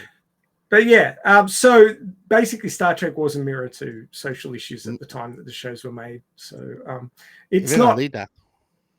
Oh yeah, for sure. But it's not a new thing. It's not something Blomkamp came up with, is what I'm trying to say. No, what I meant was not solely isolated to social issues. It's how the visuals and the aesthetics of the film makes you feel like you could be there. Like, for example, I understand what you said about Star Trek, but I don't envision myself, although I want to, inside the Enterprise. But I could envision myself walking down the street that Max walked on this film, because it's very home. It's very Earth, right? Well, yeah, the further away you get from the peak of technology, the closer you get to where we are right now, and that's the way we designed it. To the point where in the first 2 minutes of the movie, they do sweeping shots over a bunch of slums on a hillside, and that was probably in South America where those slums actually exist. That was no set. That was the real deal. Yeah. So what Blomkamp is doing is using what we have here now as the low end, and the technological CGI part as the high end, which is the yet to exist futuristic hyper future of rich people. And in doing so, it does ground it very well. And yeah, it's gritty. And I like that. I like gritty in my sci-fi. I don't want everything to be shiny corridors and doors that go and all this sort of stuff. Yeah. You really do want to have some real world in there as well. And it's more relatable to us. So beginning this story as like, oh, look at that shiny thing up there. But we're down here on Earth, like people have always been. And we're in the dirt, like people have always been. And that immediately enables almost, like 99% of the viewing populace to relate to it. Let me interject before you continue on that. And I just want to answer a question. I'm going to quote mentalfloss.com on an article from August 9, 2013, where they say the crew of Elysium shot for 2 weeks in a dump in Mexico City. It was Mexico, right? So just wanted to let Interesting. that out. Yeah, Interesting. because I was actually curious myself. Awesome. Cool. Yeah, so yeah, you're right. It is very well grounded and very well angled. Like all the shots are made so that it looks totally believable. With this is the world and the world's going downhill. Yeah, And I think that they did a great job on also showing the polarizing sides of society. Because when you go to Elysium, everything is so pristine, white walls everywhere, and I think that that was done purposely to convey that message. So yeah. much that when they're getting deported, actually on the dock, you can see that there's like a bunch of trash and leftovers on the floor, like people are just dropping trash as they walk. Like, come on, bro. There's no reason why there should be piles of trash and stuff in Elysium in the dog of the ship. Like people are not just dropping trash as they walk, you know? Well, that was the deportation area, which no Exactly. actual Elysium bigwig would ever go to. yeah. It was like it was actually the trash room. It was equivalent of the room in Zalem where they dump the trash out. Oh my god. Well, the only difference is that at least in Salem, there's actually a pipe, or they just dump it. And no, there is a pipe, but it just opens at the bottom and everything just falls out. That's true. But the thing is, if Delacourt had her way, there wouldn't have been shuttles in there. They would have just pushed the people out into space and let them float home. Yep, that's true. I mean, they didn't care about just blowing them up on outer space. Well, Definitely. she didn't. The Patel did. Yes. He was trying to stop her from being so violent. Yep. I mean, he was a bleeding heart, but he still wanted his pristine, perfect habitat. We can agree that Patel unfortunately was very hypocritical, and that's what got him where he got. Oh yeah. You know, because I mean, it's a big responsibility to be the leader of anything, and they were just not prepared for this kind of situation. If you look at it, there was not really immigration department or homeland security division. Really, it was just the robots that keep the order, which they didn't need to do much until this happened. And apparently, that was the very first landing achieved in history. Yeah. So this was a first time or two in the movie of getting really a ship full of immigrants just run all over the place because they need this. Like, I mean that they conveyed this message perfectly with the mother and the child. You know, like they took him back, and I think that she did what she needed anyways. Like they didn't show them again, but like I got into like that character, and I was like, if I wasn't me and I achieved that, I don't care if you take me back. You know, my kid is safe and sound now. And that's what I wanted. I didn't even want to stay here. And you get a sense that that's what most people want. Yeah. You know, they don't really want to stay in Elysium. They could care less in Elysium. Or they wouldn't fit in. Yeah, they wouldn't No, fit they in. wouldn't. All they care is to cure the illness. Mm-hmm. And once the medevac shuttle started showing up on Earth with the beds and started healing people, it helped a lot. Yes, I would suspect. I think that's all they needed to do from the beginning. They could actually evade the whole plot of situation of the movie. They could have, but they were selfish. I always thought that if they had just one medibed for every hospital, just one. That's it. You don't have to have every bed like they have in Elysium. That would avoid everything that happened in this film. Mm-hmm. That's true. I mean, hospitals, they just show one, but they look like a freaking, I don't know. It's a mixture between a school and a butchery, a deli. Hospitals didn't have a medibed because No. if you realize, like, remember they were kicking Frey's daughter out because the doctor said we're not Elysium, we can't cure her, we're just treating her, and that's it. You need to go. She needs to go home. Exactly. So it's wow. Yeah, harsh. It even looks like hospitals have a lot less equipment in there than what we could find in a regular hospital today. Yes. That's At least it how wasn't. dire. At least it wasn't the hospital from Idiocracy. Oh god. I think that probe goes in the top end. Oh, it doesn't taste like it does. And I want to mention out here to all our YouTube people that watch us on YouTube, that episode on Idiocracy is still our most viewed episode. Number one. So just Wow. want to leave that there. Well, it was a documentary. Exactly. Maybe that's the reason why. So, Dio, because we have no what is what the movie says? Brought to you by Brundo. Rondo. the first, I forgot what they said now, but Gio, because we have no rails, Uh-huh. because rails for us is nothing.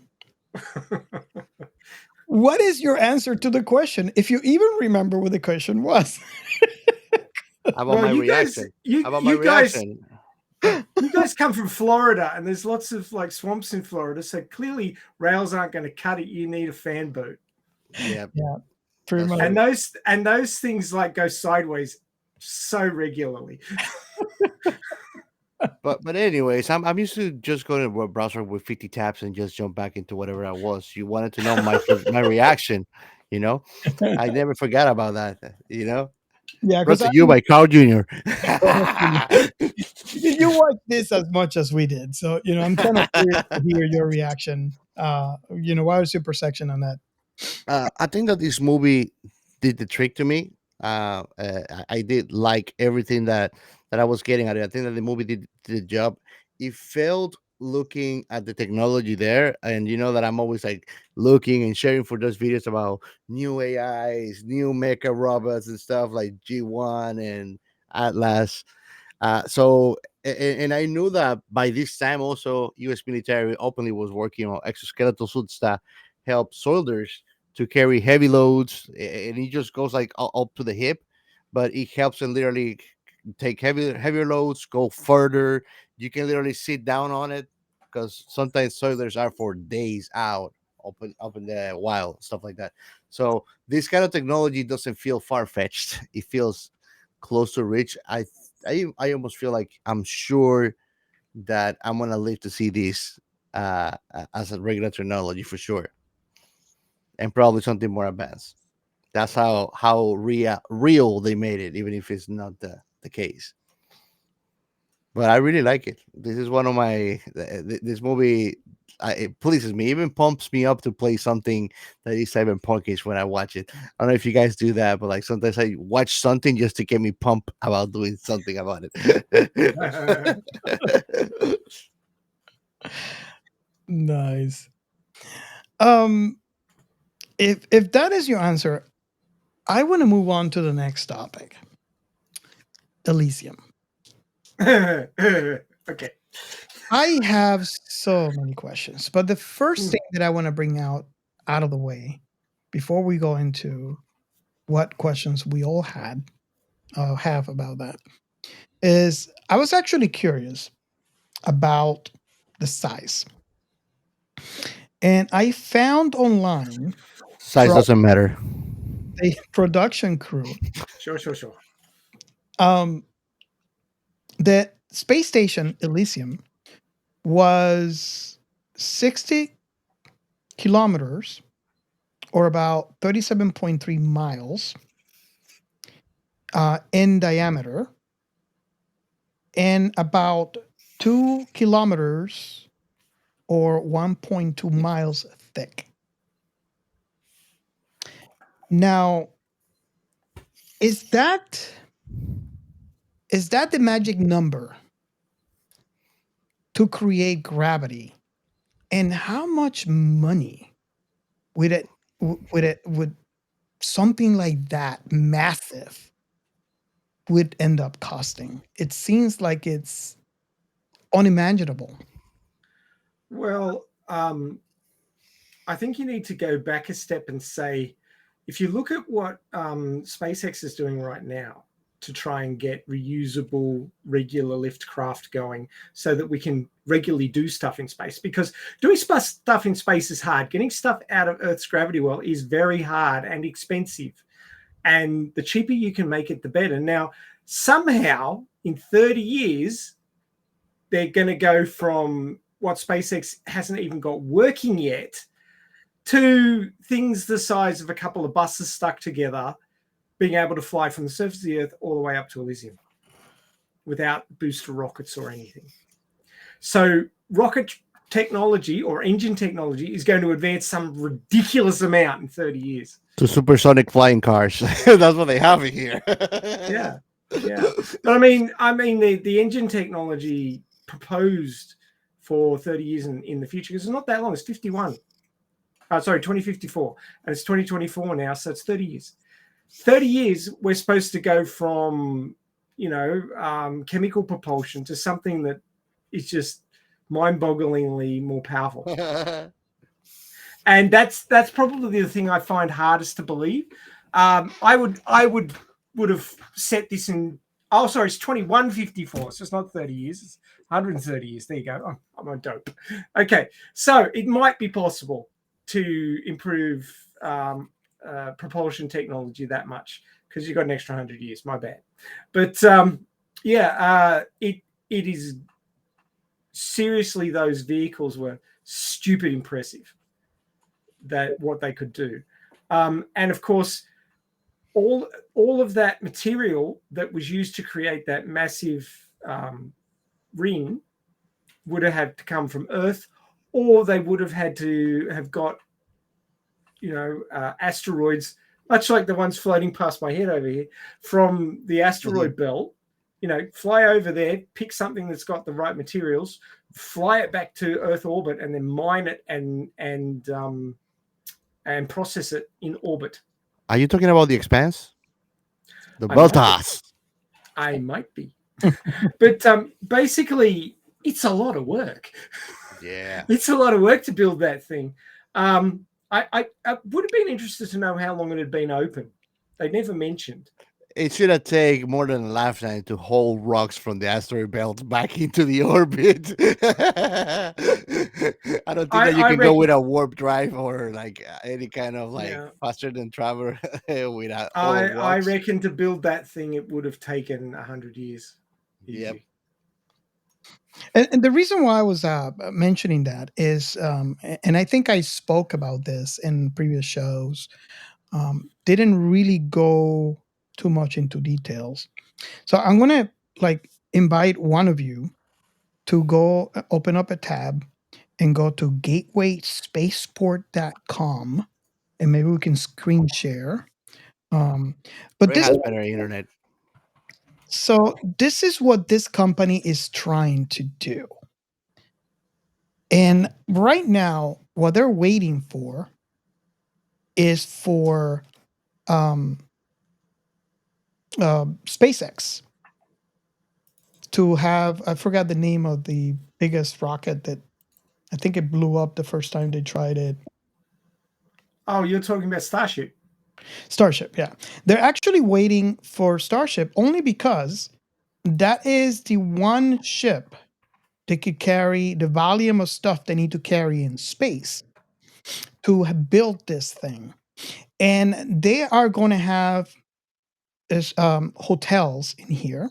They're going to have modules for NASA to do their experiment.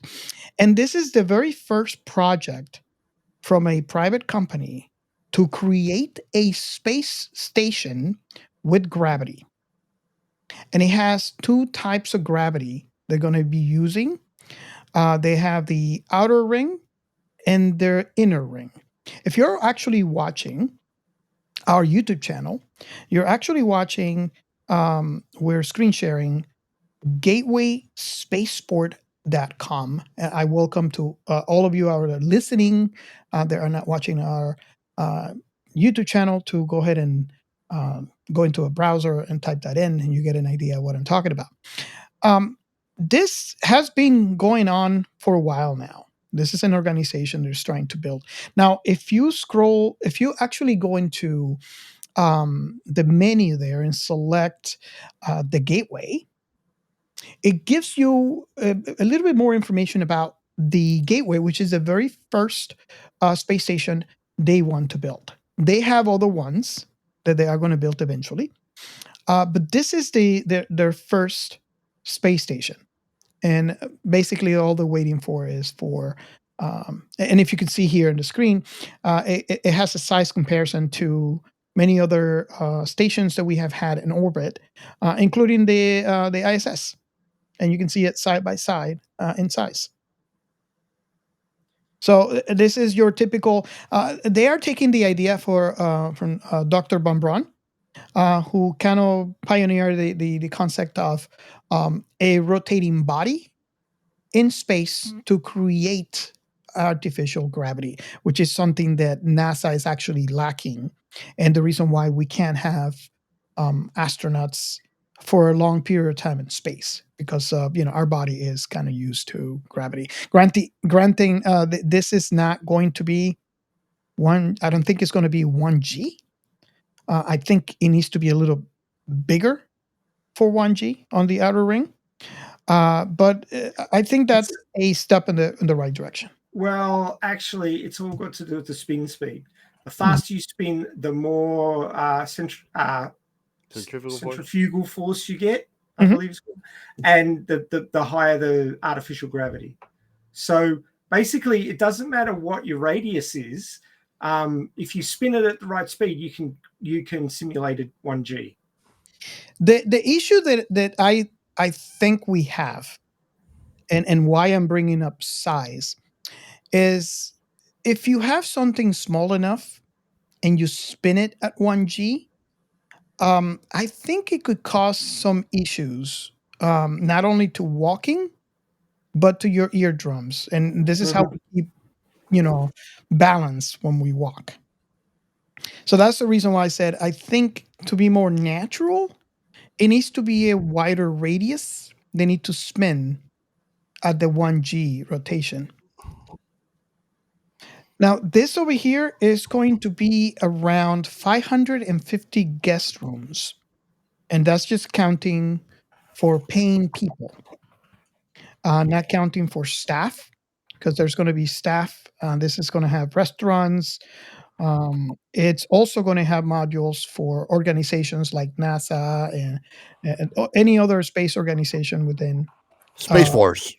Within the world will have the ability to rent space to conduct their experiments. Have any of you heard of the Gateway Spaceport? Or is this the first time? I think I've heard it mentioned. I have, and I have a far-fetched hypothesis. I think that this will be a perfect grounds to be able to train humans over time to become more resistant to heavier gravities. Like if you want to go to a planet that has a gravity far heavier than ours, that will squash us. But if you go interstellar and you have several generations of humans gradually augmenting that gravity, by the time that it gets there, I'm sure that humans are gonna be more resistant to that gravity, making kind of case of John Carter on Mars if they come back, Yeah, the technology definitely will facilitate that. I found the crew. It's 150 crew. Okay. For the whole space station. So we have 150 people working there, and 550 people paying to stay there. But in any case, here applies same thing than the classic thing. The captain goes down with the ship, right? Well, the interesting thing about this, and this is something that I actually watched on an explanation video that they were posting. I think this was a video, and you can find this on YouTube. They usually post videos to explain their step to their investors, because this is a private company and they have investors, and they had to regularly inform their investors about the process and where they're at. And one of the videos, explainer videos, they explained that they had lifeboats. They call them lifeboats all around the outer rim. Escape shuttles. So if something ever happens, they obviously they have the there's a rule even on Earth. Every building has a fire department uh, number of people that are allowed to be in that building. This obviously is going to be taken more into effect. So every segment has a maximum allowed of people that are allowed to be in every segment within the space station.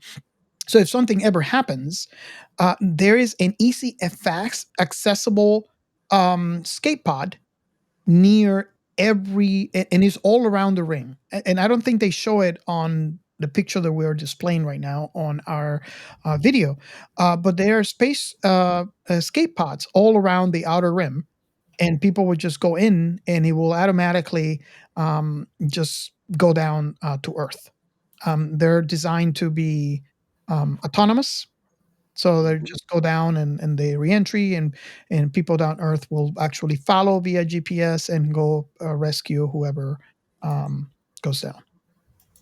So apparently they're thinking about every possible scenario, and they have to. They're a private company, so they want to make sure, because it only takes one accident, and the company is done for. Not only that, but it could be a catastrophe if there's not a way to make sure that you don't have space debris actually going through the atmosphere if something bad happens, or that whole thing just collapsing against our gravity and going in for X or Y, right? Well, an accident is not terminal. A catastrophic accident that's terminal to the station would be terminal, but loss of life would be extra terminal, if you know what I mean. Like people die, then all the investors get upset and pull out. This is a space, so I think that the first two don't even come into the picture by default.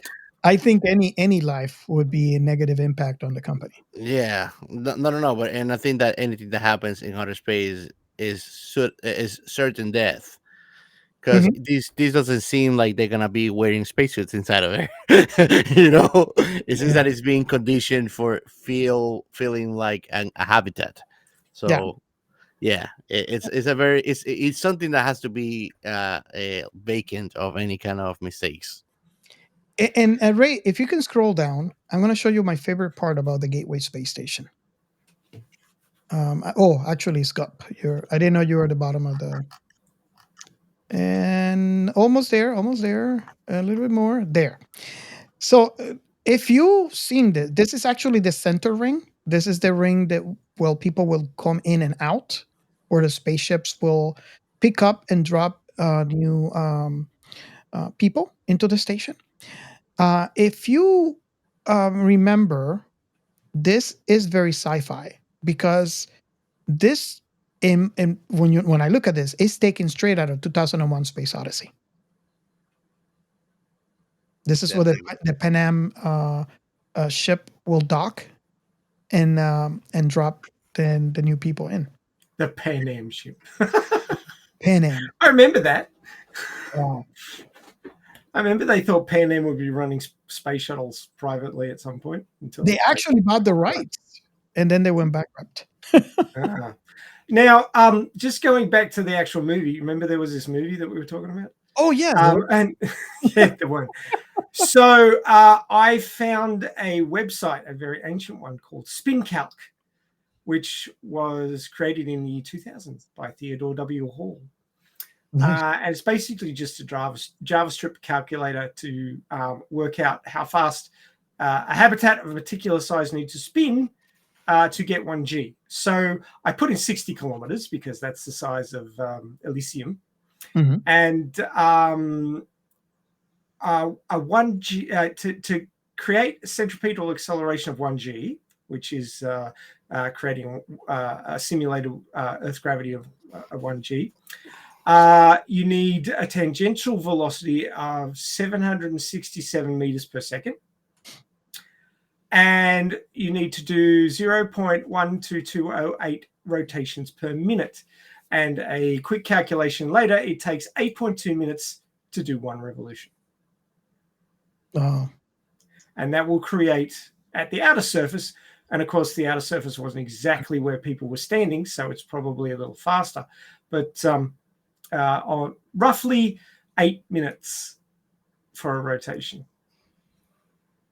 to wow. create centripetal force of 1G. So there you go, a little bit of maths. I wonder if we could do the calculation on the Gateway spaceport, but I can't find. Well, the hub has no gravity because it's in the middle, so it's not spinning around. It's not spinning like as a surface. The whole thing's just spinning around. Mm-hmm. The LGA, which is the first section outside of the hub, is the lunar gravity area. Oh, yes. And they want to use that as experiential and research areas for living on the moon. What's it going to be like to live there? What's it going to do to people? What are we going to have to do to be able to survive on the moon? And then the outer one is the Mars gravitational area. So you can basically simulate what it's like living on Mars gravity. And then they'll be doing more research there about what they need to do to survive on Mars. So I think it's a very good idea, the way they've got this set up. It's going to provide research and habitational areas for getting an experience of what it's going to be like on these other solar bodies that we're very likely going to be inhabiting in the future. Yeah. I think it's a smart move. Yeah, and I can't wait. I mean, there has been years. I mean, I know about this. I want to say for about 5 years now. This company existed, and they're trying to get. I think the big hurdle right now, because they are doing modules, but I think the big hurdle right now is the fact of the amount of stuff they got to carry up. So they need something that carries the amount of stuff the minimal amount of stuff that they can carry up. And so far is spaceship. So they're waiting for spaceship to be. So once spaceship is successful and they have a successful launch, I believe this would be one of the few first companies that will hire them to start building and they're going to start with a hub. And then build outwards. So just putting the details for the Mars gravitational area into the spin calc. The Mars gravitational area section has 448 meter radius. So I've plugged that in. And it's producing a gravity of 0.35% of Earth. So that's 0.35 G. And that the calculator then tells me it has a tangential velocity of 39.2 meters per second, and rotations per minute is 0.835. So basically, it's going to spin every minute 20 seconds. Oh, that seems faster. Yeah, it is faster. Now, that's to produce 0.35 Gs. Now, if you wanted this thing to produce 1 G, it would be going a heck of a lot faster. Oh, yes. It would need to spin 1.4 times per minute. Wow. Oh, yeah. The first thing that comes to mind is vomit. I can imagine myself crawling on the floor. I am living on a roller coaster. Get an AI to write a song about that, shall we? Yes. Get to it. Yes. Now, there's one question that I don't have an answer for. Only one? Wow, you're smart. How are they keeping the pressure of the atmosphere and the air in? Well, I know that. Oh, on Elysium, right? Yeah. It rotates, so the rotation also makes weight on the air. Mm-hmm. Yeah, gas has weight, and that's how we have atmosphere on on the moon and Mars. Now, would you venture to agree that if the roof of that the insides of whatever the Elysium are controlled by some kind of magnetic force, because I don't think that even air should escape a magnetic field, which is kind of what Earth does. I'm going to tell you what I think, and not, obviously we don't know because Midichlorians. It's midichlorians. Midichlorians. this is sci-fi, so we don't know. I think there has to be some kind of transparent aluminum. Of course. And we are using, I mean, it sounds sci-fi, but it's not. We are using that right now in the space station. Yeah, but you need too many layers. I don't think that aluminum, as thick as it can be, Well, could be the that thing, pristine. And you have the ship going into it and not breaking anything. well, again, that's why I said, suspend disbelief, because you have ships just going in, so it's clearly nothing is in there. So what you said makes a lot more sense to being like a force field of some kind. A magnetic field, because I mean, Um, if you think about it, that's what the Earth creates itself from each pole, right? It's a However, magnetic field that creates that atmosphere. I don't feel the magnetic field it could be strong enough to keep air in. I mean, I know air Depends if you can fluid. control it. If you can control a magnetic field to gouge it to any kind of intensity, then the possibilities are infinite, right? Even SSI, if we can harness that, it wouldn't be that difficult to keep radiation away too from a spaceship. That- I think it's the closest to reality concept that I can come up with that would make some sense without really being like, no, that's just bullshit. yeah, That's well, magic. Obviously, they watched Halo and went, "Yeah, that'll work." exactly. Oh. It has to be some sort of alien technology. Mm. Because Halo was not even from it wasn't even Covenant technology. No. No, it was Forerunner It's a technology. Forerunner technology. But Forerunners have been to Earth, so obviously we have it somewhere. Exactly. So I don't know. I mean, I know the question is far-fetched, very far-fetched. I was just kind of curious about, and the reason why I said I don't have an answer for, other than it has to be some sort of like transparent aluminum. What do you think, Well, Ray? Well, I asked that question myself, and I thought to myself, well, the station's spinning, so you got centrifugal force, but the gas molecules are not attached to anything that's spinning. They might get sort of pushed around by the spin of the station and start circulating a bit, but I couldn't see that being enough to stop them from just randomly zooming out into space with Exactly. that open top. So I don't know how that's supposed to work. There must be some sort of magnetic field or something going on. Yeah. I don't know what it is, some sort of membrane or other. It makes sense. I think the most sense that I can feel from this, it's based on other sci-fi that we have watched, more kind of like, let's go to Star Wars, for example, and that kind of field that is projected around, and this, it could be made invisible as to why we have, because if you watch Star Wars, you see how ships just go in and out through that field that protects air from going into space. Mm-hmm. Granted, they make it a slight different variation of color for sci-fi effect, but it could be devoid of color. Where explain why the ships would go in and out, but then again we're staying within the sci-fi realm and not moving with any type of science for now. See, I don't have an explanation, like a theory, proper theory to explain how the atmosphere would stay in there.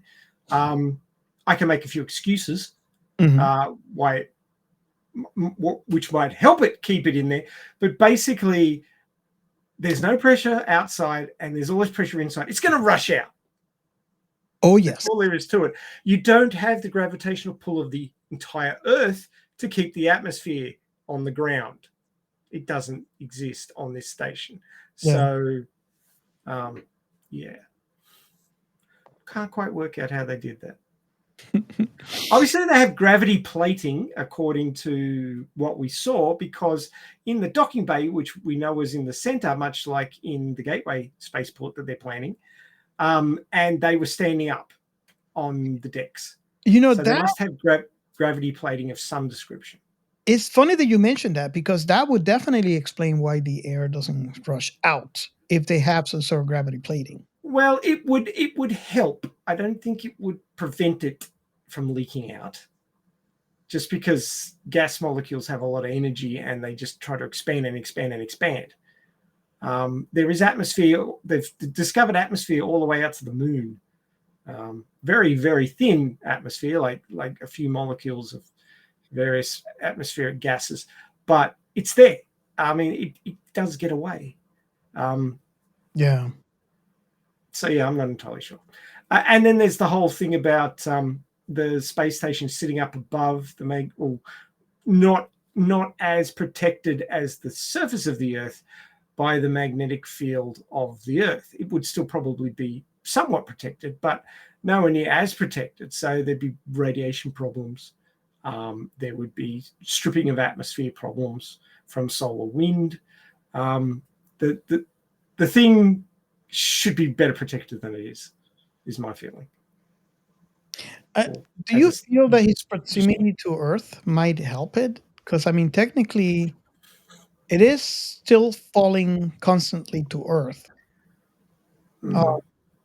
So I don't know. Because I just immediately think about the ISS. Well, the ISS is in low Earth orbit and it has effectively zero G to the people living there. So, do you feel that the Elysium is at the same level, distance from Earth based on what we saw in the film? For some reason, I think it does. But well, the closer you are to Earth, the more work you've got to do to stop from crashing into it. Yeah, because it is bigger. I mean, based on what we see, and this is another question that I had, is when they were looking up, you could see Elysium through the atmosphere. So it's either big, it's either big enough that you could see it, or close enough that you could see it. And I can't really answer any of the two. Well, I mean, if you couldn't see it, a couple of the scenes that they did would totally not work. I mean, you can see the International Space Station from Earth, but it's a tiny little glowy dot. Exactly. And unless you're using optics, you cannot actually see it. So this thing's got to be heaps bigger and not much further away. Yeah. So that's what I was thinking. Visualize it. It's either as close as the ISS or closer. I wouldn't say it was closer, but it's certainly not too far away. But you see, the bigger the thing, the more work you've got to do to stop it crashing into the Earth. So you wouldn't want to have it too close, because you'd be running retros all the time trying to keep it up. Yeah. Because the bigger the object that you're trying to keep in orbit, the more the Earth's gravity will pull on it, because everything has gravity. I thought that you were going to say the harder it hits. That too. But you see, a very large structure like that would have a lot of gravity compared to the ISS. Yes. And those two objects, the Earth and the ring, would be drawn together because they both have gravity. Oh, yes. So, yeah, that was my dilemma and my thought process. And the fact that you could see it from LA on a regular basis and it wasn't like zipping across the sky means that it wasn't in a fast orbital trajectory. It was almost geosynchronous. Yes. Which means it was turning at the same speed as the Earth. So I think it would have to been a fair way away. Oh, okay. That was my feeling. But the further it is and the faster it's traveling to time to be locked, right? Yeah, that's true. Robert, somebody from the Jet Propulsion Laboratories would have been really good at answering these questions. It's a shame she couldn't be here. Yes. It's a shame. Awesome. She probably would have shot me down about 10 times already. Okay, so should we move on to our our last question? Yeah. Should we? Well, we've already covered half of the stuff that would have been in the science behind science fiction. So why That's not? true. Oh, yes, I just But realized. that's the thing. We have those movies that do this. It's like it's inevitable to really bring those facts in the conversation because they are imperative to make a point across the conversation as well. Mhm. If not, we will be like just talking guess crap in here, like, oh yeah, no, it's magic, you know. And you know, I love films that do this, and I say this in so many of our episodes before, where it just makes your brain going. If it pushes you to question yourself scientifically, it's a win for everyone, If including it you. makes you a little bit more scientific, is good. Oh God! Ow! And you can buy the shirt. So if you're wondering about the shirt, just go into our sciencefictionremnant.com and click on the shop menu, and you get to see all our scientific shirt. Yep. You can actually Which is see the link almost as good there. an idea as a TV show where flat earthers attempt to find the edge of the earth.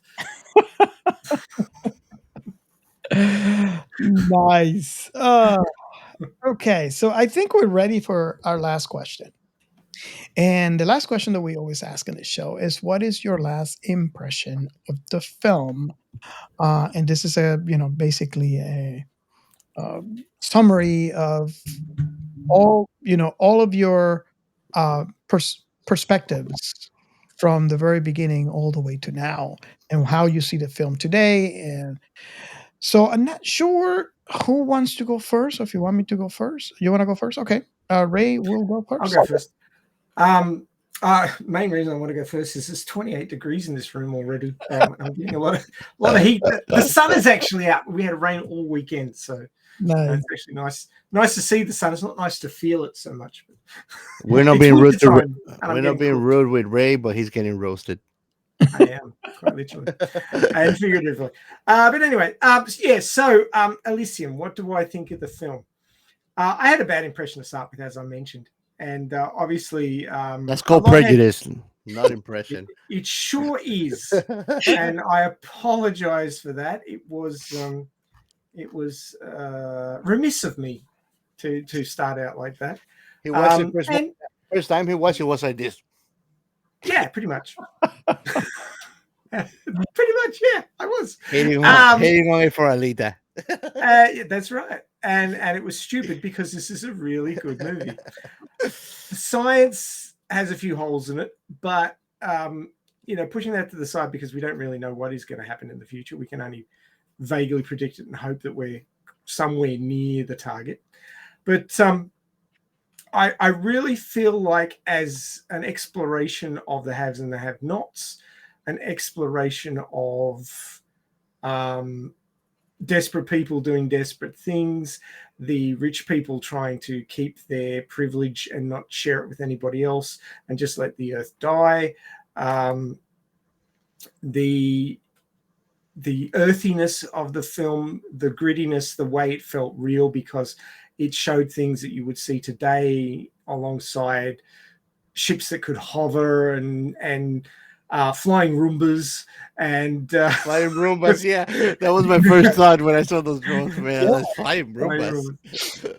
I mean, there was a couple of little things that I went, like how they bust through the Frey's door. How did they know that he came out of that place when they only picked him up after he got down the block? So I was scratching my head about that a little bit. From the absolute uncaringness about people's lives exhibited by the higher ups of the Aerodyne Corporation. From like the boss guy looks through the window at this person who's been irradiated on his work floor, and he's like, can you get him off that bed? Is his skin going to slough off or something? I don't want to have to replace those sheets. Get him off that bed. I mean, that's all he cared about was money. Yep. And he got his just desserts, which I was sort of like, yeah. But yeah, I mean, total exploration of greed and desperation, and there's a whole bunch of things not on a scientific level, but more like on a social and a human level that this movie really portrayed well. And it wasn't just a portrayal of human frailty and human inadequacies, but it was also a portrayal of hope and, you know, trying to do the right thing and realization that you shouldn't always just be thinking about yourself. There are other people in the world, and deciding you want to help them. And that's what Max ended up doing. And, you know, there wasn't, I don't think, anybody who was a two-dimensional bad guy or a two-dimensional good guy. They all had idiosyncrasies and depths to them.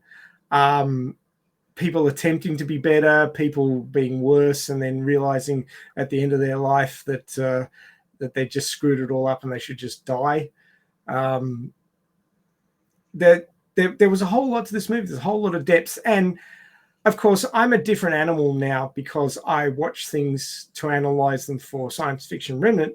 So I go back and watch a movie that I really didn't give a good watch the first time around, and I see a whole bunch more stuff. And Neil Blomkamp is like, I've seen this and Chappie and District 9, and I like them all.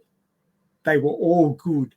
And I mean, there's bits of them you can pick apart, like some plot holes or some inaccuracies, but you know, nothing created as entertainment is going to be perfect, because if it was perfect, it probably wouldn't be that entertaining. But you know, as entertainment, as commentary on social justice, on commentary of you know, a warning about what the future could end up like if we're not careful, I think it's a fantastic movie. And I highly recommend that our listeners give it a watch. Hopefully you've watched it before you've listened to us spoil the crap out of it. Hopefully you've got something out of our discussion of the movie, and you can go watch it again with a sort of different mindset and pick up on some more things, because I think it has a lot of depth. And it is very gritty and down to earth, and it really hangs together well. Those few little inconsistencies aside. So yeah, give it a watch. Well worth watching. Awesome. Nice. Uh, I'll go. Should I go next? you could go next. I love this movie. Like I said before, I think that even if you are not crazy about sci-fi, you're gonna enjoy it. So I think it's a must watch at least once. And I promise you, you're gonna enjoy it. That's why I said, when I said that the movie does the job. He has a message. He develops properly throughout the movie, uh, and he has a good ending. I don't think that you really, Robert, want a second part of this. The one, Robert, do you really want a second part for this movie? you know, I sadly enough, yes. Holy shit, man! Only because I want to know more about what happens in Elysium. Oh, probably people are gonna abandon it because it's gonna be overrun and not being able to sustain itself. Yeah. Going back home. I know. Honestly, I think people don't care much about Elysium. All they care about was, you know, getting medical attention. Hmm. I'm sure there's going to be people that will go into Elysium now, but I don't think it's going to be a mass immigration. I don't know. That's my perception on, you know, based on what happened at the end of this film. Exactly. Uh, but in the end, I think that the movie does a good job doing a telltale of what could happen if certain things are not safeguarded as we evolve into the future, you know? Mhm. Uh, and yes, it ends with a message of hope, and it gives a message that many movies that shows elitism trying to give that hope are the same, and is that when people realize that they are a lot bigger in numbers than whoever is controlling them, there's nothing that can overpower them. It's the force of unity. And again, it was great observation what Ray said about the motives. Like, don't go further, Spider. He's no hero. He's not wanting to liberate the people. He wants to get over there. He just dislikes the injustice on it. But they don't show at any moment that this guy has some kind of patriotic motives behind him. He's like a criminal on Earth.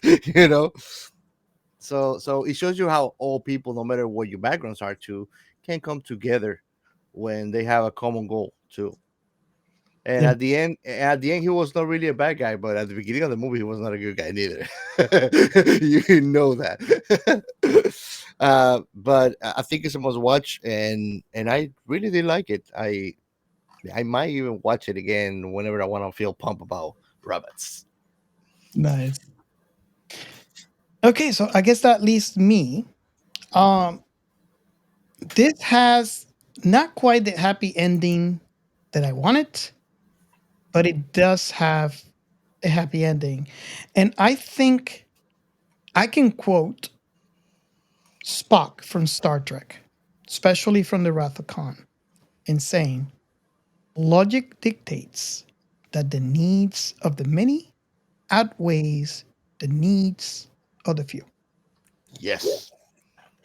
And that's pretty much what happened, and what kind of happy ending we had in this film, which I still appreciate, is that he sacrificed himself based on, and the old nun, you get a feeling that she knew what's up, because he says, you're very special. You were born to do something great. And that's exactly what he did. He died for Earth, for the entire planet. This film, I love it for its ability to place the viewer within the story in a realistic way. It is a sci-fi film, like not many, where you could actually drop yourself in the scenery and it feels like now. It feels plausible. It feels natural. It feels you're there. I really love when films do that. And there's many films that do this at different variations, but I think this film, like Chappie, like District 9, they do a great job of doing this, showing you the realism. But one of the things that makes me love this film also is what I spoke in previous films. I love when a sci-fi film creates curiosity, creates that need to question yourself in scientific topics. Where, like this, our conversation here, like especially towards the end, how big is that ship? How is the air not escaping? Things like that. And I love films that do this, because I feel that if one person a day becomes its own scientist, and what I mean by that is being curious enough to research something you're curious about, a question that you have, and research that, I think the world could be a better place. And this is the reason why I love films like this, that pique your scientific curiosity at any level. This film also is for someone that loves action. There's a lot of action in here. I mean, we have Bourne in the future here. Agent Bourne. So I strongly recommend this film, even if you're not a sci-fi fan, because of that reason. Because it piques your curiosity, because it's very entertaining, because it touches on subjects that are close to our, today perception of life.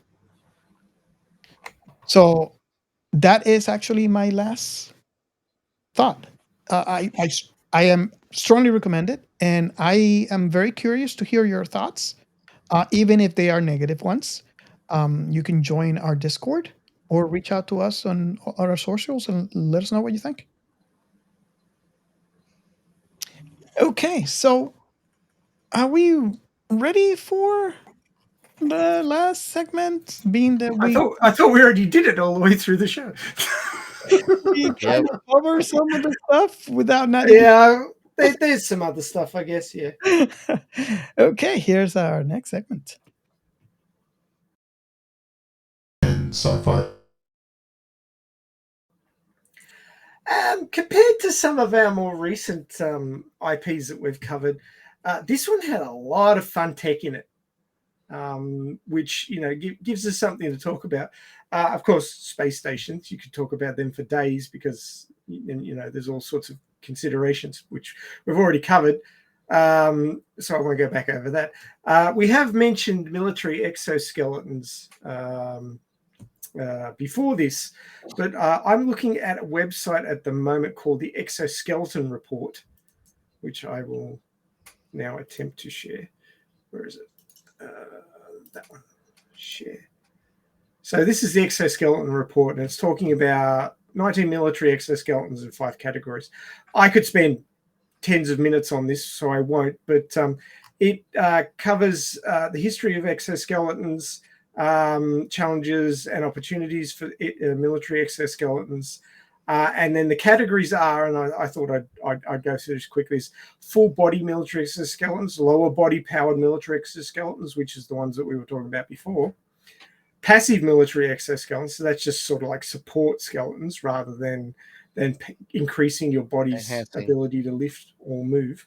Mhm. Energy scavenging military exoskeletons, so basically they provide a certain amount of extra power, but they have to scavenge the energy to do so before they can provide it, which is sort of similar to brakes on a car that recharge the battery. Yes. So it's that sort of I'll use your lost energy to power myself, and then I'll provide you with more power. So it's an interesting design. It means you don't have to carry a big battery or some other bullshit on your back, because when soldiers are out in the field, they've already got a pack on their back. They don't want to be carrying another big battery besides that, because it'll just make them more tired. And then this category, which I thought was a little odd, but it's stationary military exoskeletons. Stationary. It might sound counterintuitive why the military would want to have an exoskeleton system that didn't go anywhere, but it really is under investigation. That is the Maxifess, a mobile arm exoskeleton for firearm aim stabilization. Oh. Based on research of tremor suppression exoskeletons, Dan Bleach wondered if natural hand movements and variations can be further suppressed using the same technology. His initial research is extremely promising, and test subjects have been able to improve their aim with a pistol after training on his stationary exoskeleton. So basically, it's to remove jangles and body movements when aiming, which can be a problem, especially if you're fatigued. So that could be an interesting one. But yeah, I thought that was interesting. So I thought I'd bring that up. But obviously, there's how many did you say? 25 different versions or different? 19. So there's 19 military exoskeletons mentioned here. It's probably not all of them, but there's a lot of companies out there working on this. Is what I wanted to bring up. So we may see something like the exoskeletons in this movie at some point, used in the military, and then it may filter down into like heavy industry and construction and stuff like that, where people are moving heavy things around, and it would really behove them to have some support to reduce the chance of injury and fatigue. So I can really see a use for these sorts of things, not just in the military. Yeah. So that's one that I happen to really like. I'm a big fan of exoskeleton technology. So I did have a bunch of other options there. Do you guys want to I added speak to one. anything? I did add one about one of the most fascinating things, which is the halo. Mm-hmm. And you guys might like it actually. It says, so here goes. It's containing an atmosphere on a space halo. It's like keeping the last Pringle in a can. It takes more than just wishful thinking. So if you can contain an atmosphere on a space halo with just magnetic field, well, it's like trying to keep your cat from sitting on your laptop with just stern looks.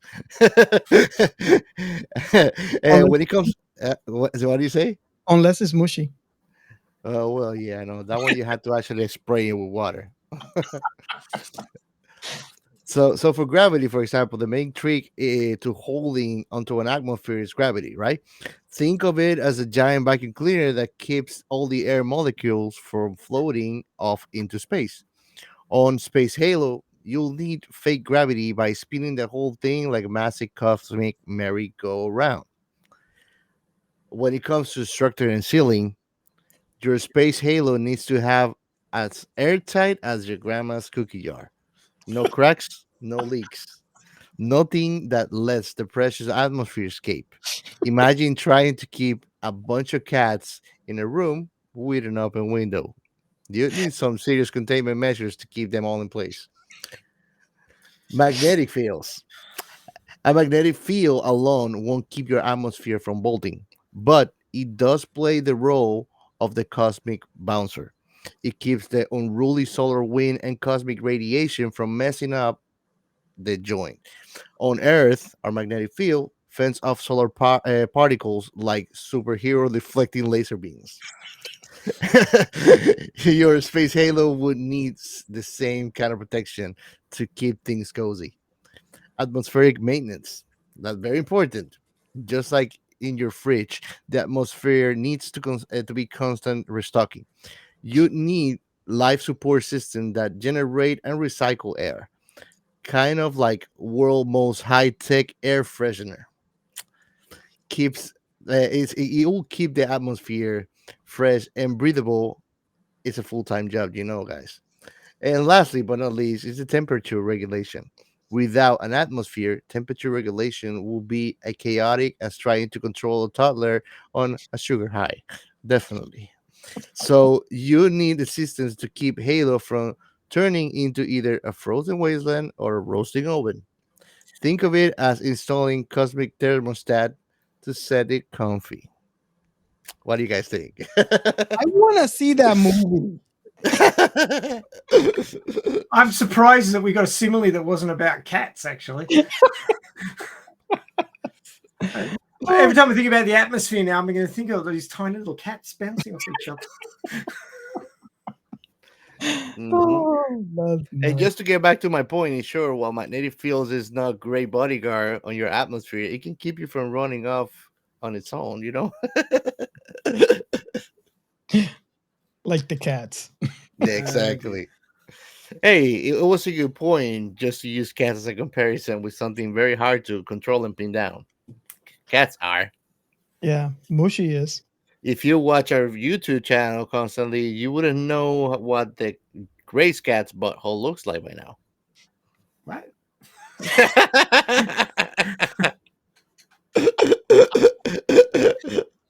If you really want, I'll take a picture of it and post it. I mean, oh no, our sure. viewers, no, don't help them. You're gonna have to do the homework looking at every single episode if you want to find it, though. Well, my cat's tail often does this and goes past my face while we're talking. Not the butthole per se, the tail. On my list here, that the friendly Google's Gemini AI put together for me. Obviously, we do not have the medbay technology that they have in this show, and it's almost to the point of magical. So I don't think we'll have it anytime soon. But we do have a lot of medical technology. This could fill up a whole nother podcast. But things like AI-controlled robots that are doing surgery, because they're much more stable than people's hands now. Using fly-by-wire to control microscopic tools inside of people's bodies using keyhole surgery. So there's all sorts of funky new technologies that you're using at the sort of pointy end of surgery and medical advancements and research. But yeah, we got a long way to go to going and the person's fixed. I'd like it. I'd really like it, but no, we don't know that. We're not going to have it for a while. Yeah, we like the it's not an Star, objection for sure, right? we like the Star Trek medical future. Just wave the wand and that's it. You know. Look, this bed thing's better than Star Trek. You don't have to have a person there doing anything. Oh yeah, that's true. That is definitely true. Just sit down. Hey, you could just go to bed, you know, just every night. Just go to bed there. And wake up fixed. Yeah. You know? So, I don't know. That's the thing you're seeing. You can wake up fixed, or you could wake up reset it. And every teenage boy would get the penis slider and go, biggest. And then they will be walking weird. Wow. Oh, dear. I just had to say it. I think that the most difficult part of that reality is in which side you're gonna keep it, because it has to go somewhere long too. So it's gonna have to be in one of your legs. Rope it to a leg, yeah. Are you talking from experience?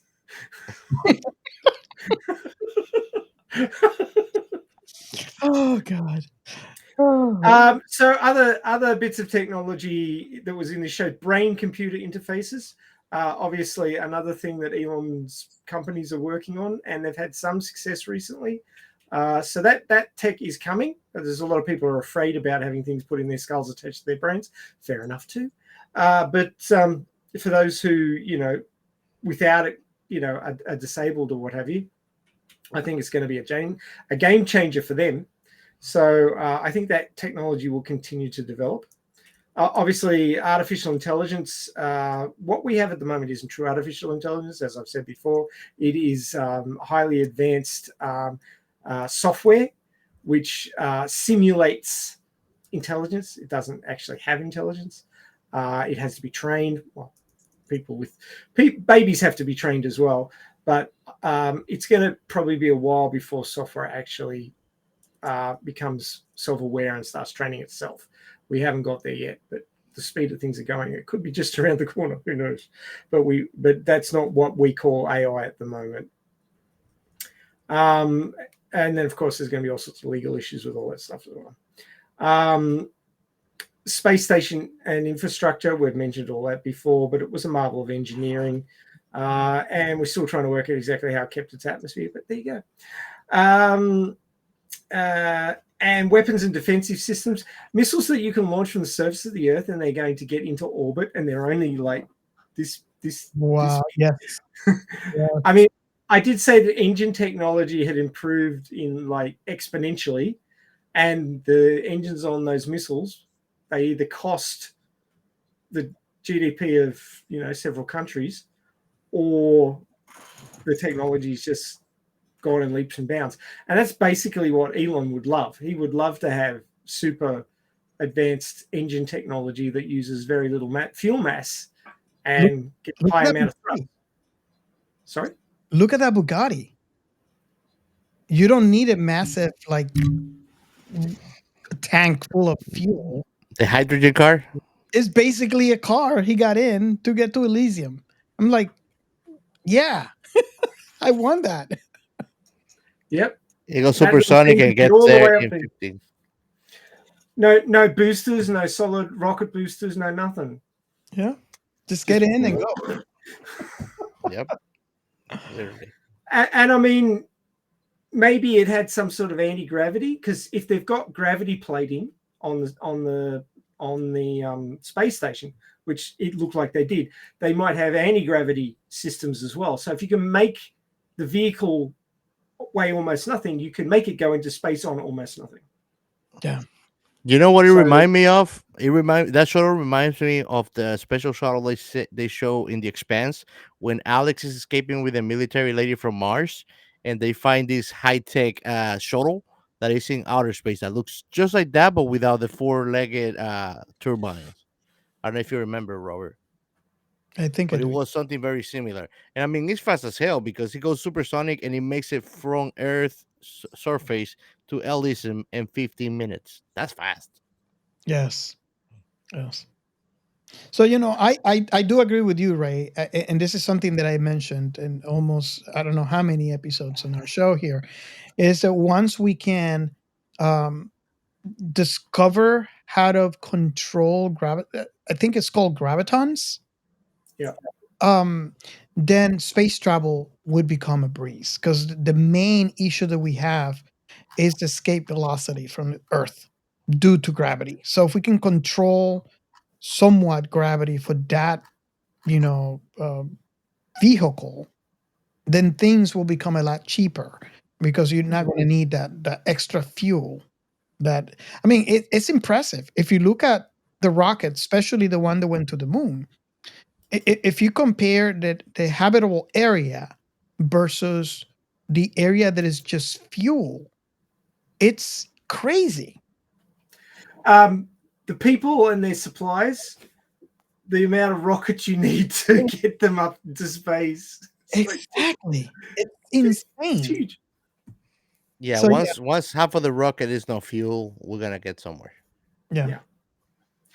But I mean, it's not just space flight and stuff that the control of gravity will improve. Moving heavy things around on Earth will become a breeze as well. Yes. We could build pyramids overnight. Yeah. Having a little platform you can pull along, which is hovering off the ground, that doesn't have contact with the ground. I mean, it's going to be very hard to stop because it's going to have zero friction. But once you get it going, you're not going to need a lot of energy to keep it going. Yeah. It's not rubbing against anything. So I mean, there's going to be lots of like trains that go at Mach 1 and all sorts of shit. It's going to be great. Yeah, well, it's the same problem with flying cars, I think. Idiots. But I mean, you've got trains bringing ore into refineries and stuff like that are like 3-4 kilometers, like 2 miles long, and they weigh hundreds of tons, even to thousands of tons. And if you could make that weigh next to nothing, it would be so much cheaper and easier to move it around. Yeah. But yeah, the big problem with building Elysium would be getting all that shit up there to put it together in the first place. And with our current chemical rocket technology, it would be thousands and thousands of flights and huge amounts of fuel. That is what the Gateway Spaceport is going through right now. That's the reason why we don't have it there yet. Is because that's their limitation. Yeah. I mean, look at how long it took them to get the ISS up to the size it is now. Yes. It took them decades. And they're already talking about decommissioning it. Wow. But then they've got to work out what they're going to replace it with. Yeah. I'm sure that they would like for Gateway Spaceport to finish their Gateway space station. Yes. Because it would be so great for NASA because their major issue right now is gravity, and if they can have at least the gravity of I mean, we can experiment on the gravity on the moon or have the gravity of Mars, but it's gravity, and you could last longer in space. You could do more experiments because the astronauts could last longer in space. But yeah, it's going to be really interesting. Well, basically, if you're in orbit somewhere or in deep space, you can spin something and fake gravity. But on the surface of a planet, you can't. Because there'll be a gravity pulling from one direction all the time, and you can't spin something around. I mean, you could maybe do something like a Ferris wheel, but it'd be very hard because you're always having to counter the gravity that's already there, even if it's very small. Yeah. So gravity plating, which has been theorized for a long time, some way of producing a directional gravity in a small area that then would fake what we're used to, would completely open up space for us. Absolutely make it doable to have colonies on the moon and Mars and everywhere else. Because if we do it now, with the technology we have now, people aren't going to last very long. Yeah. And that's going to be the biggest hurdle. I mean, sure, having oxygen and food and stuff is really important, but you can ship that in. You can't ship in gravity. Yes. Oh, yes. Awesome. Okay. Would that conclude the segment? Yeah. Okay. Well, guys, if you have made it with us till this far, this is where the show closings come in. But before we get there, I want to remember you that we have a Discord channel and that we're always there posting all kinds of crap, fighting over uh, anime characters, right? Yep. And other things we love. We love conversation about everything that we love. So that's the best place if you want to catch us live and chat with us. I'm all the time there, also streaming games and everything. We also have a website. You can go into our website. We actually write pretty cool articles. I didn't think that I was able to write cool stuff until I started writing for our website, which is on the barcode, and it is sciencefictionremnant.com. So go and check it out. And also, if you're a content creator, Robert started this pretty cool idea. It's a network for science fiction uh, content creators called this is sci-fi.net. So go and check it out too. We're always looking to do collaboration with other podcast shows, content creators. If you create something about sci-fi and you love it, we're here and we want to talk about it. uh, Also our Patreon channel, any support that you can provide is greatly appreciated. It's what makes possible that we can do this. We do it for you and we do it because we love it. uh, uh, Something that could be less of a commitment to and is highly appreciated is to buy me a coffee because I love my caffeine. I would like to get right into the caffeine, but his thing is Monster. I'm trying to quit it. um, and don't forget, like Robert said at the beginning of the show, we also have a hotline so you can call, leave a message with a question, something you want to say that you want the world to hear. We'll be happy to play your message in our channel.